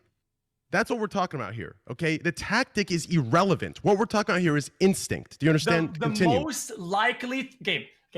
You look at the playing field, right? You look at what do you have and what is the most likely to happen, and you choose the most favorable outcome for both parties to live. Whether that's hiding, whether that's going to the sea, it's anything that we will do to stay alive, just like the animals do. If they cannot fight with weapons they don't have or tools they don't have, they run. It's called fight or flight. It's whatever is the best tool to survive. You're making very simple questions complicated. Let me change the question. Again, twice. You're upstairs. No, it's not. I'm changing the question because your answers are stupid. So I'm doing bro. Your answers are stupid, bro, because everyone knows that you have a duty to protect your woman, and you're pretending you don't. I don't agree. I don't, not even a little bit, bro. Well, then perhaps you are a coward, but let me give you the last chance. But in a way, I survived. No, hold on, guys, listen. This is crazy to me because it's both going over both of your comments are going over each other's heads. Okay, listen, your tactic. Listen, both of you have the same instinct as a male. Okay, your tactics are different. Do you understand? You're both agreeing with each other. You're just arguing whose tactic is better, which is irrelevant to the argument. Both of you have the instinct to protect your woman, and the woman has the instinct to protect the man. Your tactics are just different. Yours is to go downstairs and to manhandle the dude. xQc's is more tactical in the sense which he wants to. But the guy's a gun. The guy's a gun. I know it's not wrong. It's not bad. What you're saying is fine. Then what? Both of you agree. Then what? The instinct is to survive and protect. No one said the guy has a gun, and we're not. Both of you are right. So now the guy doesn't have a gun. Point I'm trying to make is that if somebody in this hypothetical, if somebody has to deal with the threat and engage, if someone did, between you and your female partner, who would be the person who decides to deal with it? You or the girl? It's irrelevant. Yeah, it's right. Whoever can have the best outcome of fixing that with it can be even both at the same time. Maybe cooperation. It's irrelevant. What if I have a gun? I go to the back and I make her. And I'll go open the door and I blast them. Now we both. Good. So you went. Good. Fine. That answers the question. I'm not. Okay, I'm just trying to. Actually reverse. Actually, I'm pretty bad at shooting. Let's say I open the door. Then she shot. Am I still the man? I'm trying to make you guys understand. Well, no. I'm trying to make you understand. Am I still good now that I opened the door and then she shot, or is that not good enough? That's fine, but that's not the scenario I described. The scenario I'm describing are the fact that when push comes to shove and we end up in unfortunate situations, a man has a duty to protect his female. That's intrinsic. That's evolutionary. That's something we were hardwired with. It's something that society has always built into men until recent times. What you're saying now may be fine. If 30 years ago a dude said, I won't go downstairs and I'll tell my woman we're just both going to hide here together, he would have been mocked forever. That's insanity. Somebody has to engage, and it's the man's job. Just like the men stay on the Titanic, the men go to fight. That's a man's imperative. And I don't care. Doesn't matter that I can fight. If I'm outnumbered 10-1 and they have machetes and I'm going to lose, fine. No one's going to rape my chick without me trying. That is my masculine imperative and my duty as a man. The point I'm trying to make is, so let me change the scenario. You're upstairs. You have an AR-15. 3 unarmed men break in. Between you and the chick, one of you has to take the gun and go down there and deal with all 3 of them. She's scared. I'm scared. They're downstairs. Go shoot them. Go shoot. Are you gonna go? Why is she scared? And you're not. Why only can she be scared? If she has better training than I do, if she's better shooter than I am, she's taking a gun, bro. I'm not. What? You're in my brain. Am I talking Chinese? If she is a better shooter, she's taking a gun. Send your girl downstairs. I don't know, bro. If she's a better shooter, you're damn right she's going there. Of course. How do you know she's a better shooter if you guys have never, like, let's say she never shot a gun before? If you have an F-15, you need to have the training that comes with it. Yes, you do have training. If you're Lions, yeah. You probably had the training before it. Yes. Okay, well then, so what we've learned from me asking this question is that you, and this is not an insult, I think you'd agree with me saying this, you have no intrinsic desire, no intrinsic duty, or intrinsic innate responsibility to protect your female in any regard. Oh my God, guys, I'm going to interrupt. Can I please interrupt real quick? I'm going to interject, okay? Once again, you both agree, okay? You're arguing just to argue because you're not hearing each other, okay? Listen, xQc, what Tate is saying about instinct for males is correct. Our instinct to protect will kick in 100%. Now, the next following step, okay, is the technique. What does that mean? Right, yes. It's technique. Yes. xQc is being rational about it. So if you would to word it correctly to fit your narrative, Tate, what we would do here is, as a man, xQc would take leadership of the situation and say, okay, I know you are a better shooter than I am. You practice 600 hours a week. I do not. Here's the gun. You are better than me. That takes confidence. Your outlook, Los Pollos, is insecure. If she has more gun training, if she has more gun training and she's confident, you make the leadership decision. That's your instinct. Make leadership decision. It's not to train. How do you know she has more? How do you talking about? But train, how do you know? How do you know she has more gun training? To confirm gunmen. Hey, man, like, what listen, are you talking about? How am I insecure? That is irrelevant. That is irrelevant. Give me a second. No, you're not gonna say I'm insecure because I would protect. Oh my god, bro, this is crazy. What Tate is saying is okay. What he's saying is okay. What X is saying is okay. They're both right. They're both right. Tate is saying, listen, oh my god, oh my god, oh my god, oh my god. It's like hanging out with a bunch of testosterone-filled men with small dicks. See, that's what I'm saying. Listen, what Tate is saying is correct. Whose instinct kicks in what's the instinct of a man? To protect your girl, protect your kid, protect your family. Yes, Tate is right. That is there.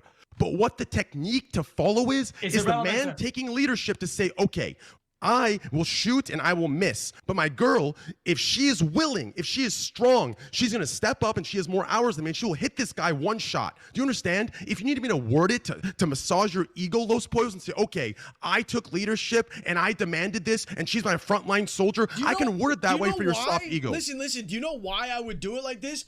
Because there's a chance, no matter what, going up against someone with a gun that you could die. I don't rationally, if you go with no training, you're dead.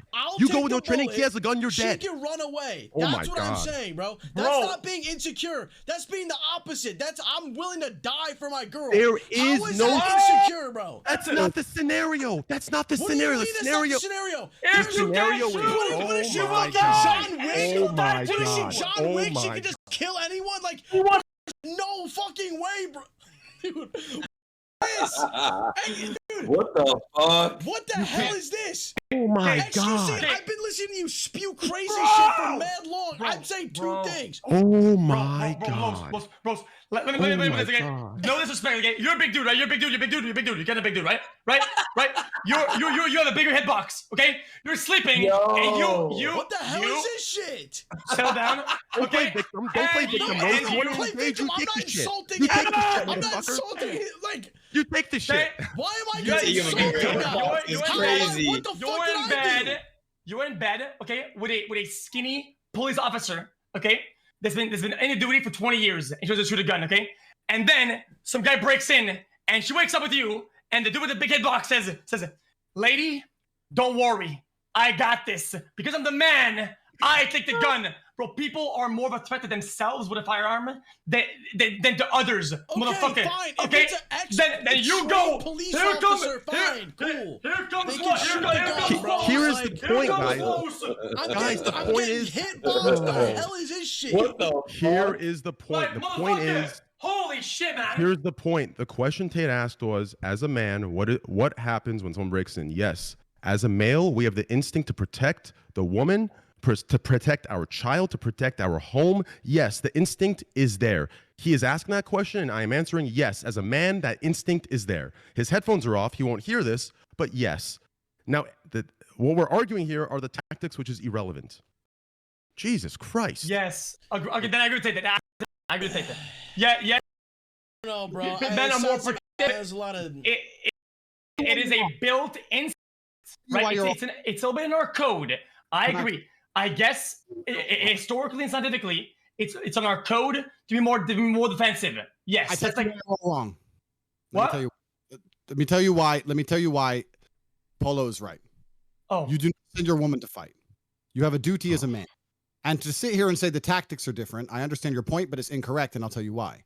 When the Titanic was sinking, no one was sitting there going, "Who's a better swimmer, you or me? Who's better in the cold?" Well, you know what, chick? You know what? You're a better swimmer than me. So if I get on the lifeboat because you're a better swimmer, that's bullshit. You're a man and you fucking die. That's the rules. That's the old school duty of masculinity. To sit here and say, "Well, my chick might be better with an AR." Bullshit. If all women on the boat and nobody knows how to drive the boat will sink.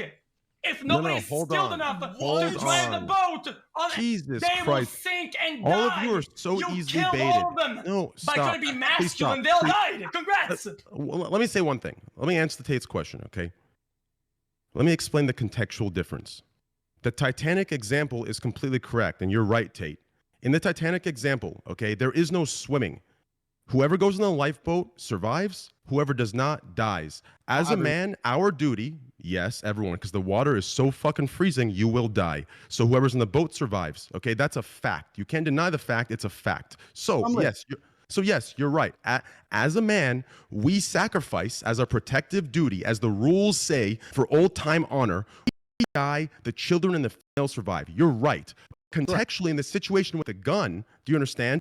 It isn't a situation of life and death. Yes, you're right. If it is a situation where either guaranteed, Train, nothing's guaranteed. Even if she can shoot better, Los, let me finish, you big fucking barbaric primitive brute. Let me finish, okay?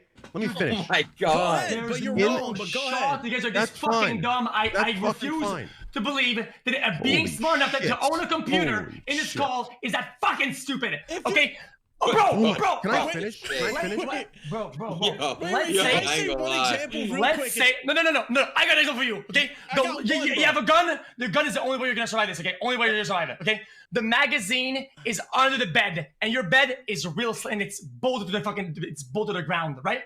Do you say, hey girl, get the loader under the bed with your small arm that can go through it, and get the mag? Or you say, bro, lady, back up, woman, back up. You're the woman. I got this. And you can't get the loader. It's okay, because at least you're the fucking baller, man. You try hard, but it didn't pan out. It's okay. And then you both die. I know. I got one example. I have one. You guys are on a hike. It's you and your girl. A fucking bear comes out of nowhere.